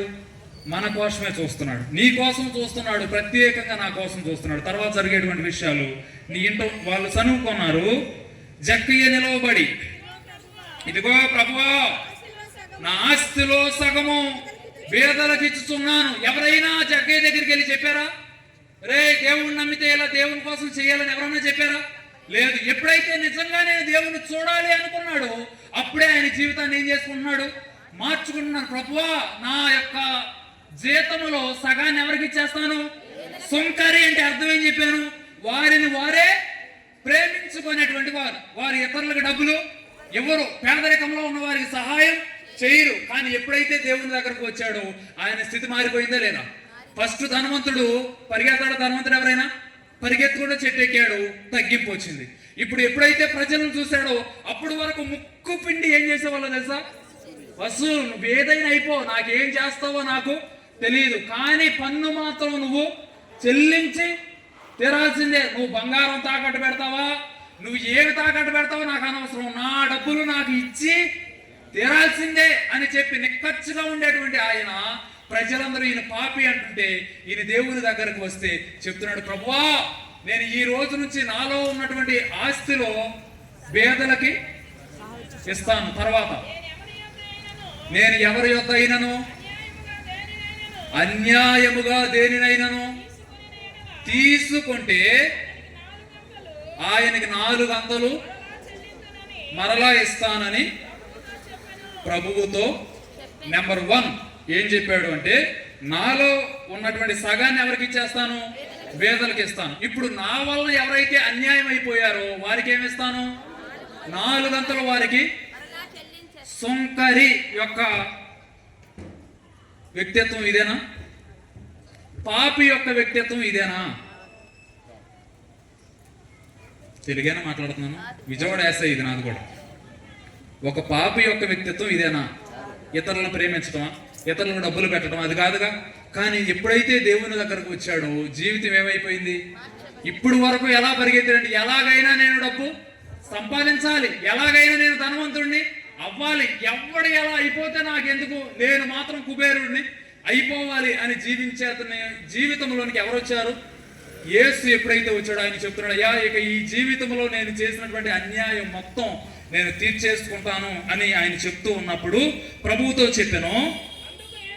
అందుకు యేసు, ఇతడును అబ్రహాము కుమారుడే, ఎందుకనగా నేడు ఈ ఇంటికి రక్షణ వచ్చి ఉన్నది. హల్లెలూయా, హల్లెలూయా. అప్పుడు ఎప్పుడు చెప్పాడు దేవుడు రక్షణ వచ్చిందని? ఎప్పుడు చెప్పాడు? మనస్సు మారిన తర్వాత. ఎప్పుడు చెప్పాడు? నిజంగా నేను అన్యాయము చేయను అని చెప్పిన తర్వాత. ఎప్పుడు మారాడు? ఇతరులకి నేను ఏ అవసరంలో ఉన్నారో వారి అవసరాలను తీరుస్తాను అని చెప్పిన తర్వాత దేవుడు ఏం చెప్పాడు? ఇతని ఇంటికి ఏం వచ్చిందని చెప్పాడు? రక్షణ వచ్చి ఉన్నది. ఆయనకు కలిగినటువంటి ఒకే ఒక ఉద్దేశం, ఆయన ఎవరో చూడాలి అని 2వ వచనంలో ఆయనకుంది. 9వ వచనంలోనికి అర్థమైపోయింది. ఆయన ఎవరో అని చెప్పాడా? ఏం ఎక్స్ప్లెయిన్ చేయాల, ఆయన జీవితాన్ని చూపించేశాడు. ధనవంతుడైన నేను తగ్గించుకుని దేవుని దగ్గరకు వచ్చేసాను. వచ్చినటువంటి నేను నా దగ్గర ఉన్నది మొత్తం దేవుడు తన ప్రాణమును సైతం ఎవరికి ఇచ్చాడు? గుడ్ ఫ్రైడే జరగలేదు మీ చర్చిలో? ఈస్టర్ జరగలేదా? ఈస్టర్ ముందు ఏం జరిగింది? గుడ్ ఫ్రైడే అంటే ఆయన పునరుద్ధానమేనా? సూపర్, అక్కలందరూ తలూపారు. వీలైన మొత్తం మీరు చెప్పండి. గుడ్ ఫ్రైడే అంటే దేవుని యొక్క పునరుద్ధానమేనా? దేవునికి జయము అని గొర్రె మీద గాడిద మీద ఊరేగించిందేగా. అవును, అది అక్క చెప్పింది. అవునంట. గుడ్ ఫ్రైడే అంటే అదేనా? ఏంటది గుడ్ ఫ్రైడే అంటే? ఆయన సిలువ మీద చివరి రక్తపు బొట్టు వరకు ఎవరి కోసం కాచాడు? ఉన్నది మొత్తం మన కోసం. అది యేసు ఎవరో ఇప్పుడు ఎవరికి అర్థమైపోయింది? జక్కయ్యకి అర్థమైపోయింది. ఈయన వెళ్ళి ఇతరులకు సువార్త చెప్పట్లా, ఆయన జీవితమే. ఇప్పుడు నుంచి జక్కయ్యని చూసి ఎవరైనా పాపి అంటారా? ఎందుకని? ఉన్నది ఇచ్చేస్తున్నాడు. ఎవరైనా ఇబ్బందులు ఉంటామా, ఇబ్బంది ఇట్లా, పిల్లలు స్కూల్ ఫీజు లేదు, ఇట్లా తీసుకునేళ్ళు అని చెప్తున్న అందరూ ఏమైపోతున్నారు? ఆశ్చర్య పడిపోతున్నారు. ఎందుకని అంటే ఆయన సువార్త ఎలా ప్రకటిస్తున్నాడో తెలుసా? ఆయన మాదిరిగా ఉండి చెప్పరు. ఎందుకంటే మనకి పేర్లు ఏ కానీ మనం అటు చెప్పమనుకుంటా. సువార్తలు మైకులు పెట్టి గుద్దుతున్నా సరే ఎందుకు మారట్లే? మైక్ ఆపు అని ఎందుకు అంటున్నాడు? ఒరే, నువ్వు మీటింగ్ అవ్వగానే అది వచ్చి ఇక్కడ పెట్టేది గొడవే ఆయన. కాబట్టి నువ్వు సువార్త చెప్పు, ఉపయోగం లేదు. నువ్వు ఆ మీటింగ్ అవ్వచేయి, నా ఇంటి అది గొడవ చేయకపోతే నువ్వు చూడు. రేపు పొద్దున డ్యూటీకి వెళ్ళి రాగానే ఏమైనా ఇంటో చేసేదేంటి? కాబట్టి నువ్వేమంటాడు వచ్చి ఆపు. ఎందుకు? నువ్వు మైకుని పెట్టి గుద్ది వాళ్ళకి చెప్పినా వాళ్ళు వచ్చి చేసేది. మీరు చక్కగా మారిపోయి, అయ్యో ఏమండి భర్త గారు వచ్చారా, తిన్నారా, పడుకోండి ఇలా మీరు ఒక వింత వాతావరణం ప్రవర్తిస్తున్నారు అనుకోండి. అమ్మ, ఆ పాస్టర్ గారు ఎప్పుడు మీటింగ్ పెడతాడో, మళ్ళీ నా భార్యలు ఎప్పుడు మార్పు వచ్చిద్దు అని వాళ్ళు దేనికోసం ఎదురు చూస్తారు? మీటింగ్ కోసం. అలా ఎదురు చూడాలంటే మన జీవితం ఏమవ్వాలి? సువార్త, క్రీస్తు సువార్త సభలు. ఈ సువార్త అనేది చెప్పేది కాదు కానీ జీవించేది. జక్కయ్య చెప్పడం కాదు, పేరుకు పరిశుద్ధుడే, జీవితం ఏంటి? పాపంలో ఉంది. ఇప్పుడు ప్రజలందరూ ఈయన ఎలా చూశారు? పాపంగా చూశారు. కానీ దేవుడు ఎలా చూశాడు? చూసి ఆయన ఇంట వెళ్ళడానికి వెళ్ళినప్పుడు ఇప్పుడు ఆయన జీవితం ఏమైపోయింది? మారిపోయింది. ఎవరు చెప్తే మారింది? దేవుడు చూచాడంతే. దేవుడు ఎవరో అనుకున్నాడు. ఓహో, దేవుడు అంటే ఇతరులను ప్రేమించేవాడే దేవుడా, ఇతరులకి మన దానిలో ఉన్నది ఇచ్చేవాడే దేవుడా అని తెలుసుకున్నాడు. తెలుసుకున్న వెంటనే దేవుడు చెప్పినటువంటి మాట, ఇతను కూడా ఎవరి కుమారుడు? అబ్రహాము. ఈ యొక్క రాత్రి కాల సమయంలో ఇక్కడ కూర్చున్నటువంటి నీవు అదే రక్షణను తీసుకుని వెళ్ళాలి. ఏం తెచ్చావు అక్కడి నుంచి? ఒకవేళ ఎల్లుండి అడగచ్చు, నువ్వేం సంపాదించావు, ఆ మీటింగ్కి వెళ్ళి ఏమి తెచ్చావు అని నిన్ను అడిగితే నువ్వు చెప్పాలి, నేను కూడా ఏం తెచ్చానో తెలుసా? మన ఇంటికి ఏం తీసుకుని వెళ్ళాలి? రక్షణను. ఈ రోజుల్లో పిల్లలను చూడండి, తల్లిదండ్రులకు ఇళ్లలో నిద్రలు ఉన్నట్ల. ఎందుకని? మనం పడుకుంటే వాడి ఇంటి మీదకి ఏ గొడవ తీసుకొని వస్తాడో, తాగు వచ్చి ఎటువంటి పరిస్థితులు మన మీదకి తీసుకొని వస్తాడో, నెమ్మది లేనటువంటి పరిస్థితుల్లో కుటుంబాలు జీవిస్తూ ఉన్నప్పుడు నీవు నీతో పాటు ఏమి తీసుకుని వెళ్ళాలంటే రక్షణను తీసుకుని వెళ్ళాలి. ఈ యొక్క రాత్రి కాల సమయంలో నువ్వు ఇక్కడికి ఎందుకు వచ్చావంటే నశించిపోతున్నటువంటి వారి దగ్గరికి ఏం తీసుకెళ్ళాలో తెలుసా? రక్షణను తీసుకుని వెళ్ళాలి. చీకట్లో ఉన్న వారి దగ్గరికి కొవ్వొత్తిని ఎలాగైతే వెలిగించి వెలుగులోనికి తీసుకువెళ్తావో, ఈ రాత్రి కాల సమయంలో నీ ఇంటికి నువ్వేం తీసుకుని వెళ్ళాలో తెలుసా? చెప్పాలి అందరూ, మీరందరూ చెప్పాలి. రక్షణను మీరు తీసుకుని వెళ్ళాలి. అమ్మా, నువ్వేం తీసుకుని వచ్చావు, వెళ్ళి ఏం చేసావంటే వాళ్ళు అన్నం పెడుతుంటే ఈ క్లాసులో సేమియా తెచ్చాను అది రేపొద్దునకు పాడైపోయి ఉండొచ్చు. ఒకవేళ అలా అది పెడుతుంటే ఎక్కడ మిగలదాన్ని ముందే ఇస్తరులో వేసి దాని మీద వేసి పట్టుకొచ్చాను అని చెప్పవచ్చు, అది రేపటికి పాడవచ్చు. కానీ దేవుడు నిన్ను రక్షించాడు. పాపములో లోకమంతా వీడు పాపి, వీడు పనికిరాడు, వీడు ధనవంతుడు, మనమంటే అసహించుకునేటువంటి వాడని లోకమంతా నిన్ను నిందిస్తూ ఉన్నప్పుడు ఇదిగో దేవుని దగ్గర నుంచి నేను రక్షణను తీసుకుని వచ్చాను అని చెప్పి జక్కయ్య ఏ రీతిగా అయితే ఆ కుటుంబానికి రక్షణ తీసుకుని వెళ్ళాడు, ఈ రాత్రి కాల సమయంలో నీవు ఇక్కడకు వచ్చి తీసుకు వెళ్లాల్సింది ఏంటంటే ఏంటది? 10వ వచనంలో ఆయన చెప్పేటువంటి ఒక మాట, నశించిన దానిని వెతికి రక్షించుటకు మనుష్య కుమారుడు వచ్చాడు. జక్కయ్యకి ఏం అవసరం అని చెప్పాను? రక్షణ అవసరం. ఒక్కొక్కరికి ఒక్కొక్క అవసరం ఉంటుంది. ఒకరికేమో స్వస్థత అవసరం ఉంటుంది, కొంతమందికి రక్షణ అవసరం ఉంటుంది, కొంతమంది బాధల్లోంచి బయటకు వచ్చేటువంటి అవసరతలు ఉంటాయి. ఇక్కడ లోకాసు వార్తలోనే 18వ అధ్యాయం 35వ వచనం చూస్తే ఆయన యెరికో పట్టణమునకు సమీపించినప్పుడు ఒక గుడ్డివాడు త్రోవ పక్కన కూర్చోండి భిక్షం అడుగుతూ ఉన్నాడు. 38వ వచనం, అప్పుడు వాడు, యేసు దావీదు కుమారుడా నన్ను కరుణింపమని కేకలు వేయగా వారందరూ ఊరుకో అని గద్దించారు. 40వ వచనం, అంతలో యేసు నిలిచి వానిని అతని వద్దకు తీసుకుని వచ్చి వాని దగ్గరకు వచ్చినప్పుడు నువ్వేమి చేయబోరుతున్నావు అని అడిగినప్పుడు, అయ్యా నేను చూపు పొందగోరుచూ ఉన్నాను. పైన ఆయన కూడా ఎక్కడికి వస్తున్నాడు? 35వ వచనం, అంటే యెరికో పట్టణమునకు సమీపిస్తూ ఉన్నప్పుడు అనగా యెరికోకి రావడానికి ముందు ఏం చేశాడు? అక్కడ స్వస్థత. ఆయనకి ఏమి లేవు. ఏం కళ్ళు అయ్యి? ఆత్మీయమైన కళ్ళు కాదు, నార్మల్ కళ్ళే. ఆయనకి ఏ కళ్ళు లేవు? నార్మల్ కళ్ళు లేవు. అమ్మ ఇటు చూడవచ్చు, మీరు బైబిల్ వదిలేయచ్చు. ఏ కళ్ళు లేవు ఆయనకి? చూడడానికి కళ్ళు లేవు. 18వ అధ్యాయంలోనేమో స్వస్థతనిచ్చాడు, కంటి చూపునిచ్చాడు. కానీ 19వ అధ్యాయంలోనికి వచ్చేపాటికి రక్షణ ఇచ్చాడు. జక్కయ్యకి ఏం అవసరం? రక్షణ అవసరం. జక్కయ్యకు చూపు కనపడుతుంది, శరీరం బాగానే ఉంది, అందరికీ అన్ని కొన్ని బాగానే ఉంటాయి. కానీ ఏం బాగాదయ్యా అంటే రక్షణ వస్త్రమే బాగాదు. రక్షణ వస్త్రమే మురికైపోయి ఉంటది, బైబిలే సరిగ్గా ఉండదు. ఆదివారం అవగానే అమ్మో ఏంటిది దులిపేసుకుని ఏం పట్టేసి ఉండదు, దీనికే దుమ్ము పడితే మన రక్షణ వస్త్రానికి ఏం పట్టేసి ఉండదు? చెప్పండి. కొంతమందికి స్వస్థత దేవుడు ఏదైనా చేయగలడు. ఈ యొక్క రాత్రి కాల సమయంలో ఒకవేళ నీవు స్వస్థత కోసం చూస్తే దేవుడు నీకు ఏమిస్తాడు? స్వస్థత కోసం నీకు ఏది అవసరమో. కొంతమంది ఎగ్జామ్స్, అయ్యా నాకు జ్ఞానం లేదయ్యా, దేవుడు ఏమిస్తాడు? మీలో ఎవరికైనా జ్ఞానం కొద్దుగా ఉంటే నన్ను అడగండి. మీకు జ్ఞానం లేకపోతే దేవుడు ఏమిస్తాడు? జ్ఞానం ఇస్తాడు. తెలివి లేకపోతే దేవుడు ఏమిస్తాడు? తెలివిస్తాడు. స్వస్థత లేకపోతే దేవుడు ఏమిస్తాడు? స్వస్థత ఇస్తాడు. ఏదైనా అనారోగ్యంలో, ఇబ్బందుల్లో, అప్పుల బాధలో ఉంటే దేవుడు ఏమిస్తాడు? సమాధానం ఇస్తాడు. అసమాధానంలో ఉన్నటువంటి కుటుంబాలకు దేవుడు ఏమిస్తాడు? సమాధానం ఇస్తాడు. రక్షణ లేనటువంటి కుటుంబానికి దేవుడు ఏమిస్తాడు? రక్షణ ఇస్తాడు. 18వ అధ్యాయంలో శరీరానికి సంబంధించినటువంటి స్వస్థతనిచ్చాడు, శరీరానికి సంబంధించినటువంటి కన్నును తెరిచాడు.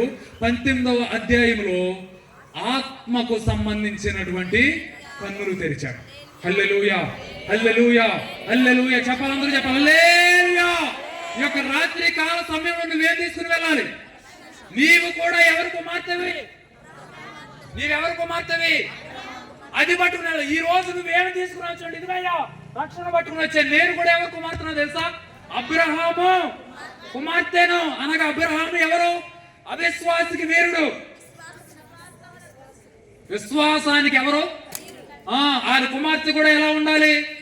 విశ్వాస వనితలాగా ఉండాలి. అవిశ్వాసుల్లాగా మనం ఉండడానికి వీరు లేదు. హల్లెలూయా.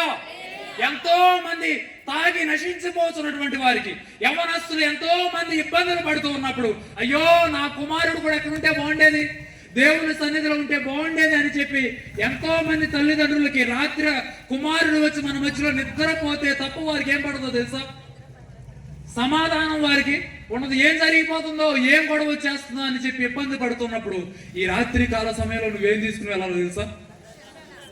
రక్షణ రావాలంటే ముందేమి రావాలి? తగ్గింపు రావాలి. ధనవంతుడికి ఉన్నటువంటి పద్ధతి మారిపోయింది. ఏం చేస్తున్నాడు? చెప్పరు. ఏం చేస్తున్నాడండి? పరిగెడుతున్నాడు. ఎక్కడికి? పిల్లలు పరిగెడుతున్నారు. ఇప్పుడు వరకు నేను ఇక్కడ చెప్తున్నాను, పిల్లలే పరిగెడుతున్నారు కానీ పెద్దవాళ్ళు ఎవరైనా పరిగెత్తారా? ఒకవేళ పనున్నా మీరు డిగ్నిటీగా ఇలా వెళ్తారు, కానీ ఎక్కడన్నా పిల్లలు పరిగెత్తున్నట్టు పరిగెడతారు. ఎందుకంటే మీరు పెద్దవారు. నన్ను ఆయన ఏమంటాడు? ఏమన్నారు? ఏదో ఇబ్బంది అనుకుని వెళ్తున్నారులే అనుకుంటారు కాబట్టి మనం ఎలా వెళ్తాం? ఒకవేళ ఫర్ సపోజ్ ఈ మీటింగ్ ₹1,00,000 ఖర్చు అయితే ఆ 1,00,000 మీరే ఇచ్చారనుకోండి, మిమ్మల్ని నేను ఒక మాట అంటాకైనా సరిపోతా? అయ్యగారు మార్చండి, లేకపోతే నెక్స్ట్ ఇయర్కి ఇక నా స్పాన్సర్షిప్ దానికే నేనేమైపోవాలి? అట్లా అన్నావంటే నీకేమి లేదు, డబ్బు ఉంది, ఏమి లేదు. ఎవరిని ఇచ్చారని నాకు తెలియదు, మిమ్మల్ని ఉద్దేశించి చెప్పట్లా. మీటింగ్ అన్నప్పుడు మనకి ఇస్తారు, but you have to excuse me, నేను ఆ ఉద్దేశంతో చెప్పట్లా. కానీ ఆ స్వభావం మనలో ఉన్నప్పుడు, నేను ధనవంతుడిని, నేను సంఘంలో పెద్దని, నేను సంఘంలో ఇది, నేను సంఘంలో పాస్టర్ని, నేను సంఘంలో అన్ని చూసేవాడిని, నేను సంఘంలో ఉమెన్ ఫెలోషిప్కి ప్రెసిడెంట్ని, నేను సంఘంలో పెద్దలందరికీ నాయకత్వాన్ని, ఇన్ని ఉన్నాయన్ని తల మీద పెట్టుకుని వచ్చావనుకో, దానివల్ల ఉపయోగం నువ్వు ఎక్కడ ఉంటావు? పైన ఉంటావు. దేవుడు తెలుపుతున్నాడా నువ్వు అంత చెట్టు ఎక్క అవసరం కదా, ఎక్కడ రావాలి? నువ్వు పరిగెత్తుకుంటే ఎక్కడికి వెళ్ళిపోయావు? నీకెందుకురా? ఇక్కడ జనాలంతా ఉంటే ఎక్కడికి పరిగెత్తావు నువ్వు? అంటే నేను పై నుండి చూడాలి. ఎక్కడ ఎంతో కొంత తగ్గినా ధనవంతుడి స్వభావం పోలా చూడండి, ఎక్కడికి ఎక్కేయాలి? నేను ఎక్కడ ఉండాలి? పైనే. ఒకవేళ పాస్టర్గా నేను వచ్చి నన్ను అక్కడ కూర్చోబెడితే నేను కూర్చుంటాను రండి, కానీ కొన్నిసార్లు అదేంటి నన్ను కూడా ఎక్కడికి పిలవాలి? పైకి పిలవాలి. పిలవలేదేంటి? ఉంటుందా ఉండదా? ఆ స్వభావం అంతా ఏమైపోవాలి? ధనవంతుడి స్వభావం పోయి ఎలా వచ్చేయాలి? ఎలా రావాలి నువ్వంటే, రమ్ము రమ్ము యేసుని యొద్దకు నెమ్మదిగా రమ్మంటున్నాడు. ఎలా రమ్మంటున్నాడు? త్వరగా దిగిరా. నీకు ఈ రాత్రికాల సమయం, ఈ రోజులు అనేక మంది ఉన్నారు, చనిపోతున్నారు, మరణానికి దగ్గర అయిపోతున్నారు. ఏ రోజు ఎవరు మరణిస్తారో మీకు తెలుసా? ఈ రోజుల్లో మరణానికి విలువలు కూడా లేవు. భర్త ఎందుకు భార్యను చంపుతున్నాడో తెలియట్లా, భార్య ఎందుకు భర్తను చంపుతుందో తెలియట్లా, పిల్లలు ఎందుకు తల్లిదండ్రులను చంపుతున్నారో తెలియట్లా, తల్లిదండ్రులు తండ్రే కూతురులు ఎందుకు చంపుతున్నాడు అంటే చివరి దినాలు వచ్చినాయా లేవా? ఒక్కసారి ప్రకటన గ్రంథం చదివితే మీకు అర్థమైపోతుంది ఏ దినాల్లో ఉన్నాం మనం. టైం ఉందా?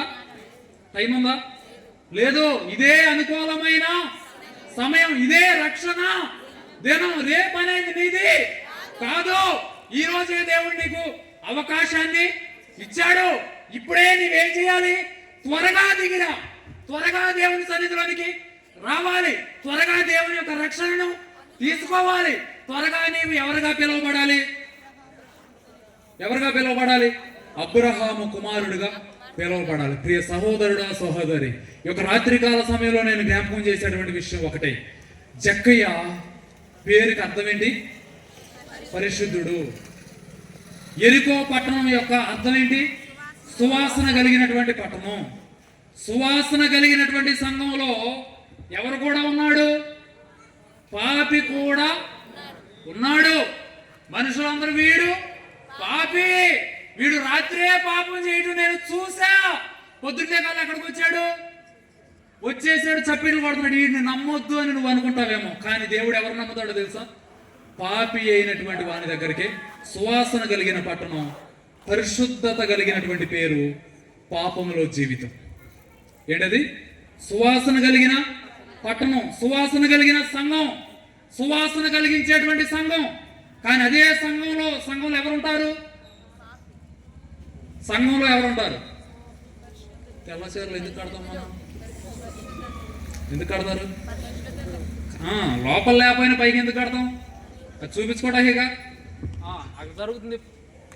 రాజకీయ నాయకులను ఎవరన్నా మనం నమ్ముతామా? అమ్మో వాళ్ళు. ఏంటది? యెరికో పట్టణం, పరిశుద్ధత కలిగినటువంటి పేరు. ఏంటది?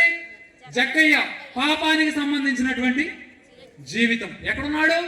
సువాసన కలిగిన దానిలోనే ఉన్నాడు. ఎక్కడున్నాడు? సంఘంలోనే ఉన్నాడు. ఎక్కడున్నాడు? దేవుని మనిషిగానే ఉన్నాడు. కానీ జీవితం ఎక్కడుంది? పాపములో ఉంది. ఇప్పుడు మనుషులందరూ ఏమంటున్నారు? వీడు పాపి, వీడు తిరుగుబోతు, వీడు తాగుబోతు. కొన్నిసార్లు మన పాపం లేకుండానే అందరూ మనల్ని ఏం చేస్తారంటే నిందిస్తారు. ఒక్క పాపంలో చూశారు, వెంటనే ఆమెను ఏం పట్టుకుని తగులుకున్నారు? వీళ్ళు రాళ్ళు పట్టుకుని ఎవరిని తగులుకున్నారు? పాపం చేసేటువంటి పురుషుడు ఏం చేశాడు? మరి పరిశుద్ధత చేశాడా? మరి ఆయన వదిలేశారా కదా? పాపం ఒకరి చేత అవ్వదుగా. మరి ఆయన వదిలేసి ఎవరిని పట్టుకొచ్చారు? పాపం ఏ అంగు, ఏ బాలం, ఏ ఆర్పాటం లేదు.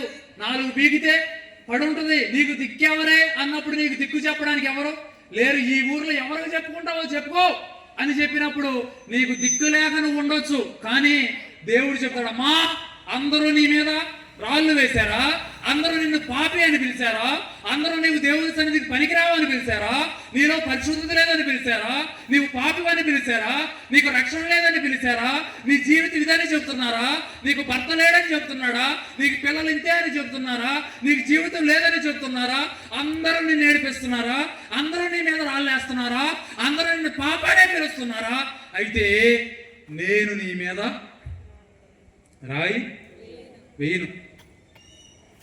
ఈ ఒక్కటి చాలదా నీకు? నిన్ను పాపి అని నేను పిలవను. నీవు ద్రోహం చేస్తున్నావు, నువ్వు మోసగాడివని నేను, ఓ నీ పేరేంటి అన్నప్పుడు యాకోబు అని చెప్పాడు. అంటే ఏంటి? మోసగాడు. నా పేరు మోసగాడు అని చెప్పినప్పుడు దేవుడు చెప్పాడు, ఇక మీదట నీ పేరు ఇశ్రాయేలు అని పడుతుంది.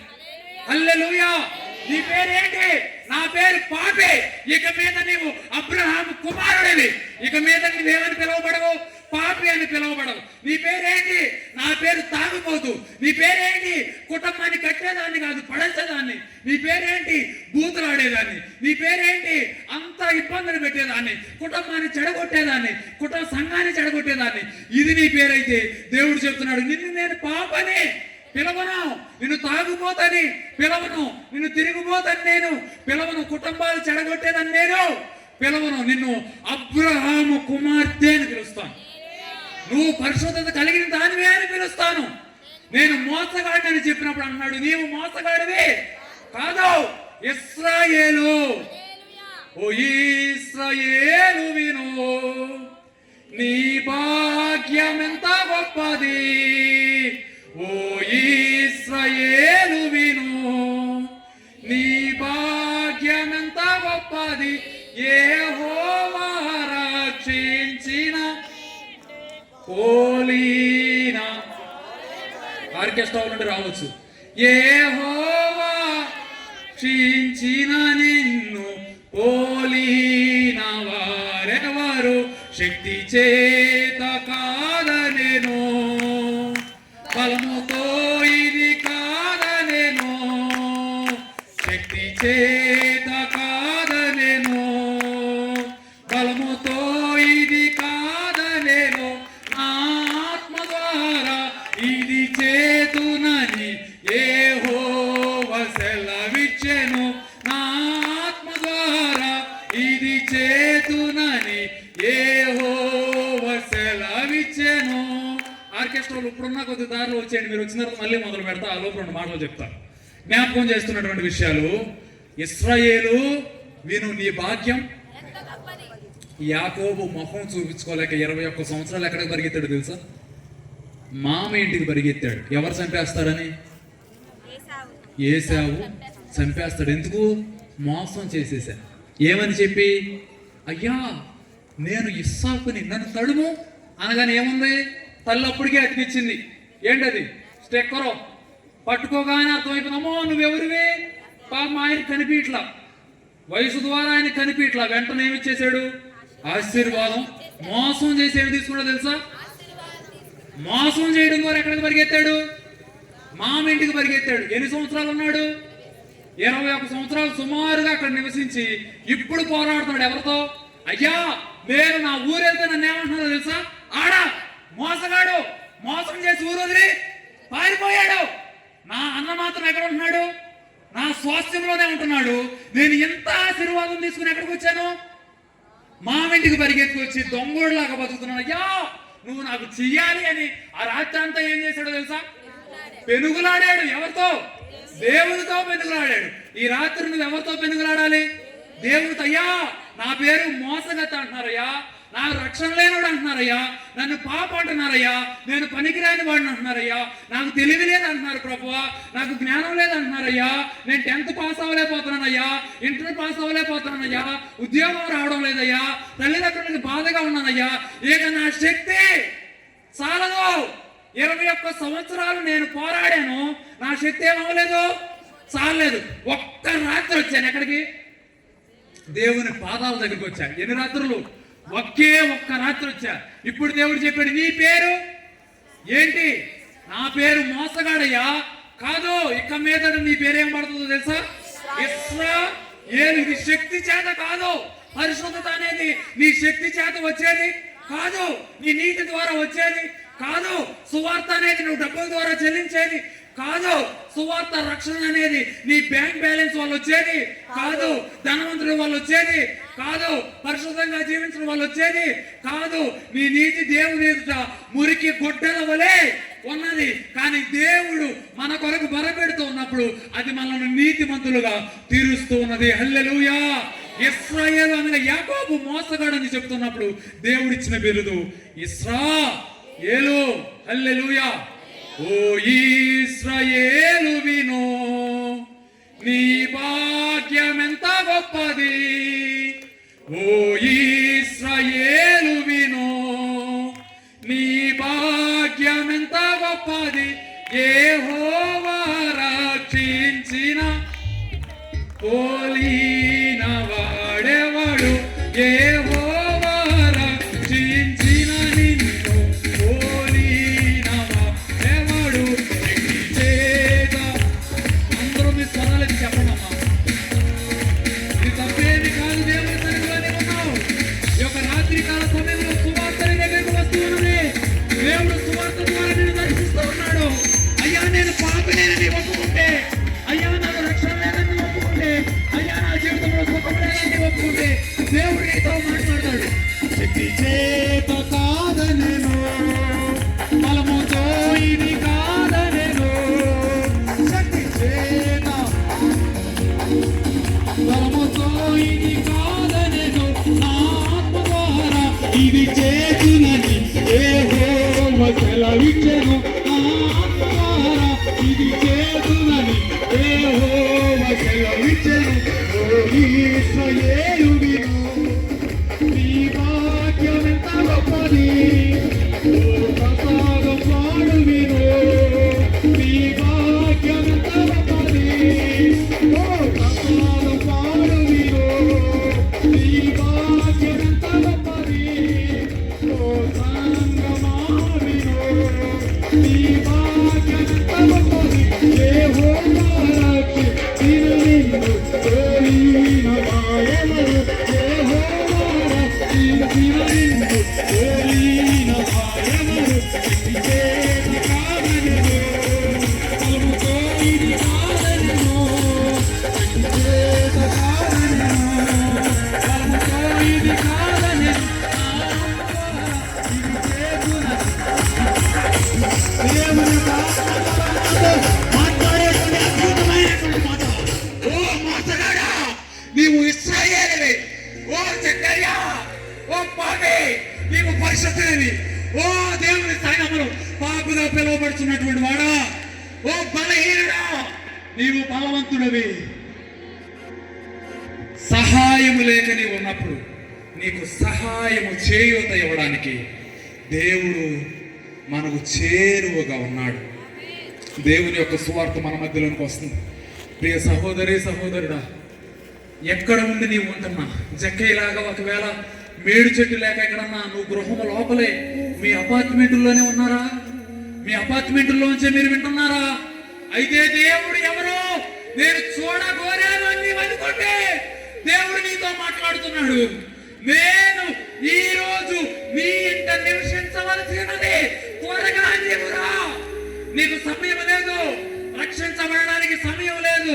రేపు నీది కాదు, ఈ రోజే నీది. జక్కయ్య ఏ రీతిగా అయితే మేడు చెట్టు దిగి వచ్చాడో, ఈ రాత్రి కాల సమయంలో నీకు కూడా అవకాశం. నీవు కూడా దిగి వచ్చి దేవుని దగ్గరకు వస్తే అందరూ నిన్ను మోసగానిగా పిలిస్తే ఆయన ఇశ్రాయేలు అంటాడు. అందరూ నిన్ను పాపి అని పిలిస్తే ఆయన పరిశుద్ధుడు అంటాడు. అందరూ వీడు సాతాను కుమారుడు అంటే ఆయన అబ్రహాము కుమారుడు అంటాడమ్మా. ఈరోజు అందరూ నన్ను విడిచిపెట్టేశారు, ఒక్కడిని అయిపోయాను, ఎవరు నాతో మాట్లాడడానికి లేదు, నాకు నా సొంత కుటుంబమే లేదు, నా జీవితం సరిలేదు. ఒకవేళ యవనస్తులు యవన బిడ్డలయ్యా నా భవిష్యత్ ఏంటి అని నీవు అనుకుంటే ఈ రాత్రి నీవు దేవుడు ఎవరో చూడగోరితే ఆయన నీతో ఈ రాత్రి ఉండడానికి ఇష్టపడుతూ ఉన్నాడు. సమాధానము చెదరిపోయి ఒకవేళ నీవు ఇక్కడ ఉంటే, సమాధానము లేక నీవు ఇక్కడ ఉంటే దేవుడు మాట్లాడుతున్నాడు. ఆ సమాధానాన్ని నీకు ఇస్తాడు. చెక్కయ్య పొందిన సమాధానం నీకు కావాలా? ఈ సంతోషము నీకు కావాలా? ఈ సంతోషాన్ని ఆయన నీకు ఇస్తాడు. ఈ సంతోషాన్ని నీకు ఇస్తాడు. ఎప్పుడంటే నీ హృదయాన్ని నీవు తగ్గించుకుని దేవుని సన్నిధికి వచ్చినప్పుడు. మీ భర్తలారా, త్రాగి నీవు ఎక్కడ పడితే అక్కడ ఉంటే నీ భార్య నీ కొరకు ఎంత కన్నీరు కారుస్తుందో తెలుసా? ఈ శుభవార్తను నీ దగ్గరికి తీసుకురావడానికి, నిన్ను కూడా అబ్రహాము కుమారుడుగా అనిపించడానికి నీ భర్త పడేటువంటి వేదన నీకు తెలియడం లేదా? నీ భార్య పడేటువంటి వేదన నీకు తెలియడం లేదా? దేవుడు మాట్లాడుతున్న అందరూ నిన్ను ఇలా పిలుస్తుంటే ఆయన చేతిలోనికి పిలుస్తూ ఉన్నాడు. ఇదే రక్షణ దినము, ఇదే చక్కని అవకాశము. ఈ రాత్రి నీవు ఆయన దగ్గరకు వస్తే ఇక్కడ ఉన్నటువంటి వారి సంతోషమే ఆయన నీకు కూడా ఇస్తాడు. నీ హృదయం కూడా వింతగా, చెక్కైకి ఏ రీతిగా అయితే ఆయన హృదయం వింతగా మారిందో, దేవుని సన్నిధిలోనికి వచ్చినటువంటి నీ హృదయం కూడా వింతగా మారాలి. సమాధానముగా ఉండాలి, సమాధాన భరితులుగా మనం ఉండాలి. హల్లెలూయా, హల్లెలూయా. నా హృదయము వింతగా మారేను, నా హృదయము వింతగా మారేను, నా హృదయము వింతగా మారేను, నాలో యేసు వచ్చినందున, నాలో యేసు. అందరూ చెప్తాం, నీలో ఈ రాత్రి కాల సమయంలో యేసయ్య రావాలి. సమాధానమే సంతోషమే, సమాధానమే సంతోషమే, సమాధానమే చెప్పనా సఖ్యమైన సంతోషం.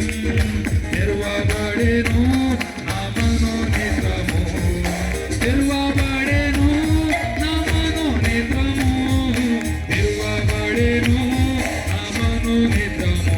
క్రీస్తు నన్ను ముట్టినందున, క్రీస్తు నన్ను ముట్టినందున సంతోషం. ఈ సంతోషాన్ని ఒక రాత్రి కాల సమయంలో అనుభవించాలి. ఈ స్వరాన్ని చెప్పు. సంతోషమే సమాధానమే చెప్పనా సఖ్యమైన సంతోషం, చెప్పనా సఖ్యమైన సంతోషం. నిత్య జీవము నీకు కావలెనా, నిత్య జీవము నీకు కావలెనా, నిత్య జీవము నీకు కావలెనా. నిత్యుడేసు నొద్దకు రమ్ము, నిత్యుడేసు నొద్దకు రమ్ము. సంతోషమే సమాధానమే, సంతోషమే సమాధానమే, సంతోషమే సమాధానమే చెప్పనా సఖ్యమైన సంతోషం, చెప్పనా సఖ్యమైన సంతోషం. సంతోషము నీకు కావలెనా, ఈ సంతోషము నీకు కావలెనా, ఈ సంతోషము నీకు కావలెనా. నీవే యేసు నొద్దకు రమ్ము, నీవే యేసు నొద్దకు రమ్ము, నీవే యేసు నొద్దకు రమ్ము, నీవే యేసు. యేసు చక్కగా ఏ రీతిగా అయితే నీ యొద్దకు వచ్చి ఉన్నాడో ప్రభువా, ఒక రాత్రి కాల సమయంలో నీ యొద్దకు వస్తాను ప్రభువా. చక్కగా ఏ రీతిగా అయితే తగ్గించుకున్నాడు, నేను నా జీవితాన్ని తగ్గించుకుంటానయ్యా. చక్కగా ఏ రీతిగా అయితే పాపాన్ని విడిచిపెట్టాడో, ఈ రాత్రి కాల సమయంలో నేను పాపాన్ని విడిచిపెడతానయ్యా. చక్కగా ఏ రీతిగా అయితే పరిశుద్ధతను స్వీకరించాడో, నేను కూడా పరిశుద్ధతను స్వీకరిస్తానయ్యా. చక్కగా ఏ విధంగా అయితే అబ్రహాము కుమారుడిగా చేర్చబడ్డాడో, నేను కూడా చేర్చబడతానయ్యా. అబ్రహాము కుమారుడిగా ఉంటానయ్యా. ఈ రాత్రి కాల సమయంలో ఆ రక్షణ నాకు కావాలయ్యా. నశించిపోతున్న నేను ప్రభువా, ఈ రక్షణ పొందుకోవాలి ప్రభువా. నశించిపోతున్న నేను ఈ రక్షణను పొందుకోవాలి ప్రభువా. మీరు తప్పబడాలయ్యా, నేను తప్పించుకోవాలి నాయనా, మీరు తప్పబడాలయ్యా, నేను తప్పించుకోవాలయ్యా. ఈరోజు రావాలి ప్రభువా. ప్రత్యేకమైన మారు మనసు, ప్రత్యేకమైన విజయం, ప్రత్యేకమైన తల్లి రక్షకు, ప్రత్యేకమైన పరిశుభ్రత, ప్రత్యేకమైన పాపము మేము ఇచ్చేవారిగా ఉండాలి ప్రభువా. అటు మనసు, అటు దీవెన, అటు ఆశీర్వాదం, అటు ఘనత, అటు సమాధానం, అటు సంతోషం, అటు ఆనందం, అటు కృపను దయచేయండి. ఈ రాత్రి కాలం దయచేయండి, ఈ రాత్రి మీద దయచేయండి. నా బిడ్డలు మార్చండి, నా బిడ్డలు మార్చండి, సమాధానం అయ్యా. నా భర్తను మార్చయ్యా, నా భర్తను మార్చయ్యా, నా భర్తని తెలియ మోపెడలయ్యా, నా భర్తని తెలియ ఉండాలయ్యా. ఆయన అబ్రహాము కుమారుడు ఉండాలయ్యా, ఆ చూపుని బిడ్డలు ఉండాలయ్యా. ఇంతలో మాట్లాడాలయ్యా, మీ కోసం నిలబడాలయ్యా, మీరే దేవుడిగా ఉండాలయ్యా. అయ్యా నీ తండ్రిలో ప్రార్థిస్తున్నాం ప్రభు, నీవు దేవునిగా ఉండాలయ్యా.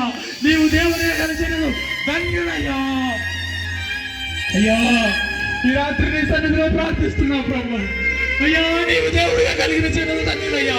అటు దగ్గర ప్రభు నా కుటుంబం ఉండాలయ్యా, నా భర్త ఉండాలి నాయనా, నా బిడ్డలు ఉండాలయ్యా, నా భార్య ఉండాలయ్యా, నా తల్లిదండ్రులు ఉండాలయ్యా. అయ్యా నీ సన్నిధిలో మేము వేగంగా ఉండాలయ్యా, నీ సన్నిధిలో త్వరపడి రావాలయ్యా, నీ సన్నిధిలో రక్షణ కావాలయ్యా. నా బిడ్డలు నశించిపోతున్నారయ్యా, నా భర్త నశించిపోతున్నాడయ్యా. ఇతను కూడా అబ్రహాము కుమారుడే అని మీరు చెప్పింటే ఎలా అన్నారు ప్రభు? మేము నీ సన్నిధిలోనికి రావాలయ్యా, నా భర్త త్రాగు నుంచి విడిపించబడాలయ్యా, దేవా పరిస్థితుల నుంచి విడిపించబడాలయ్యా, కుటుంబంలో సమాధానం కావాలి నాయన, నా మనసులో మార్పు కావాలి నాయన, నా జీవితంలో మార్పు కావాలి నాయన. అయ్యా నేను అన్యాయంగా ఉంటే నేను మార్చుకుంటానయ్యా, నేను మోసంగా ఉంటే మార్చుకుంటానయ్యా. అయ్యా నేను ఈ రాత్రి నిన్ను చూడాలయ్యా, ఈ రాత్రి నీ రక్షణ నా కుటుంబంలోకి తీసుకెళ్ళాలయ్యా. అయ్యా అబ్రహాము కుమారుడు నేను అవ్వాలయ్యా, అబ్రహాము కుమారుడుగా నా జీవితం ఉండాలయ్యా. ఇతను కూడా అబ్రహాము కుమారుడే అని నీవు నా గురించి సాక్ష్యం ఇవ్వాలయ్యా. అయ్యా ఈ రాత్రి కాల సమయంలో మీరు మమ్మల్ని దర్శించండి ప్రభు. నేను చెప్పాల్సిన అవసరం లేదమ్మా, నీ కుటుంబ పరిస్థితిని బట్టి నీవు మాతరించు, నీవు కన్నీరు కార్చు. అంతమందిలో దేవుడు చెక్కైన చూశాడు, కొన్ని వేల మందిలో ఉంటే వారిలో దేవుడు చెక్కైన దృష్టించాడు. ఎందుకంటే చెక్కీలో తెలియనటువంటి ఒక బాధ, అయ్యా నేను పరిశుద్ధుడనే కానీ పాపంలో బ్రతుకుతున్నానయ్యా. అయ్యా నా పేరు నీతి మంత్రయ్యా కానీ అవినీతి చేస్తున్నానయ్యా. అయ్యా నా పేరు విశ్వాసయ్యా కానీ అవిశ్వాసంగా బ్రతుకుతున్నానయ్యా. అయ్యా నా పేరు దేవుని బిడ్డయ్యా కానీ నేను లోక సంబంధిగా బతుకుతున్నానయ్యా. ఈ రోజు నేను నన్ను చూడయ్యా. అయ్యా చెక్క ఏ రీతిలో అయితే వచ్చాడో నీవు కూడా వస్తామా. నీవు చెట్టు దగ్గర ఉన్నా, నీవు పుట్ట దగ్గర ఉన్నా, నీవు అడవిలో ఉన్నా, ఎడారిలో ఉన్నా, నీ గృహంలో ఉన్నా, నీ బెడ్లో ఉన్నా, నీవు ఒకవేళ హాల్లో ఉన్నా, నీవు రోడ్డు మీద ఉన్నా, నీవు మెట్ల మీద ఉన్నా, నువ్వు కుర్చీలో ఉన్నా, నీవు మంచాన పడి ఉన్నా సరే, నీవు మనస్సులో ఒక్కసారయ్యా నన్ను చూడయ్యా, నా పరిస్థితి చూడయ్యా, నా భర్తను చూడయ్యా, నా పిల్లలను చూడయ్యా అని నీవు వరిస్తే, నీవు మాట్లాడితే, నీవు ఆయన దగ్గర వేడుకుంటే ఆయన నీ దగ్గరకు వస్తాడమ్మా. అంతమందిలో చక్కీని చూసినటువంటి దేవుడు ఎంతమందిలో దేవుడు నిన్ను చూస్తున్నాడు. నీకు స్వస్థత కావాలా దేవుడిని అడుగమ్మా, నీ విశ్వాసమే నిన్ను స్వస్థపరుస్తుందమ్మా. నీకు భద్రత కావాలా దేవుడిని అడుగమ్మా, భద్రపరుస్తాడు. కుటుంబంలో సమాధానమా దేవుడిని అడుగమ్మా. ఈ సమాధానం నీకు కావాలంటే నేనే యేసునందుకు నీవు రావాలి. హల్లెలూయా హల్లెలూయా. ఆయన సన్నిధిలో నీవు మోకరించు, ఆయన సన్నిధిలో నీవు అంగలార్చు, ఆయన సన్నిధిలో నీవు భారము కలిగి. కృపా సత్య సంపూర్ణమైన మా దేవా, మా రక్షక, సమస్త ఘనతకు అర్హుడా, మా దేవా, మా రక్షక జక్కయ్య పరిశుద్ధుడు, జీవితం పాపంలో ఎరుకో సువాసన కలిగినటువంటి పట్టణం కానీ పరిశుద్ధత లేనటువంటి జీవితం. జక్కయ్య వలె నేను నీ సన్నిధికి వచ్చానయ్యా. నీవు నన్ను దర్శించండి ప్రభువా. నా బిడ్డల నిమిత్తం ప్రార్థిస్తున్నాను, నా భర్త నిమిత్తం ప్రార్థిస్తున్నాను, నా భార్య నిమిత్తం ప్రార్థిస్తున్నాను, మా తల్లిదండ్రుల నిమిత్తం ప్రార్థిస్తున్నాను. ఈ రాత్రి మేము ఎలా వచ్చామో అలా వెళ్ళకూడదయ్యా, నీ రక్షణను చేత పట్టుకుని వెళ్ళాలి ప్రభువా.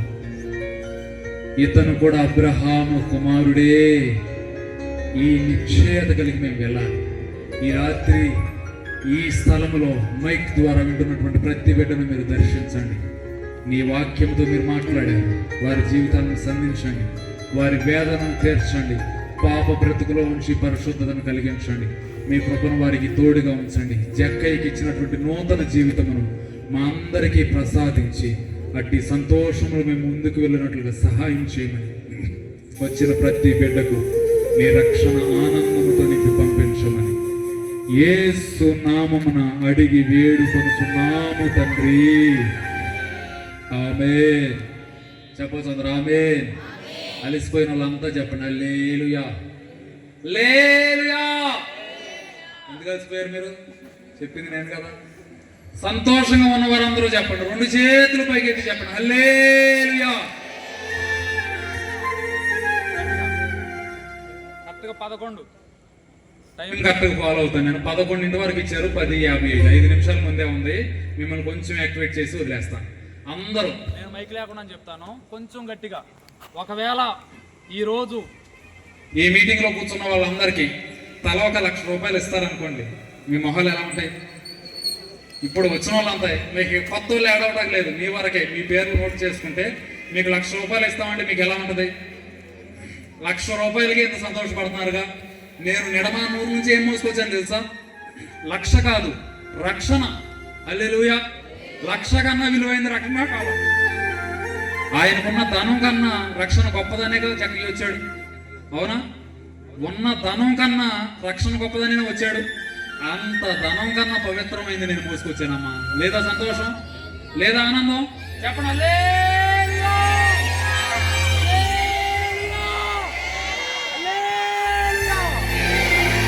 సంతోషం. ఈ అవకాశం ఇచ్చినటువంటి దైవజనులకు మరొక పర్యాయము నా కృతజ్ఞతలు తెలియజేస్తూ ఈ నా మాటలు ముగిస్తున్నాను. Thank you all. May God bless you.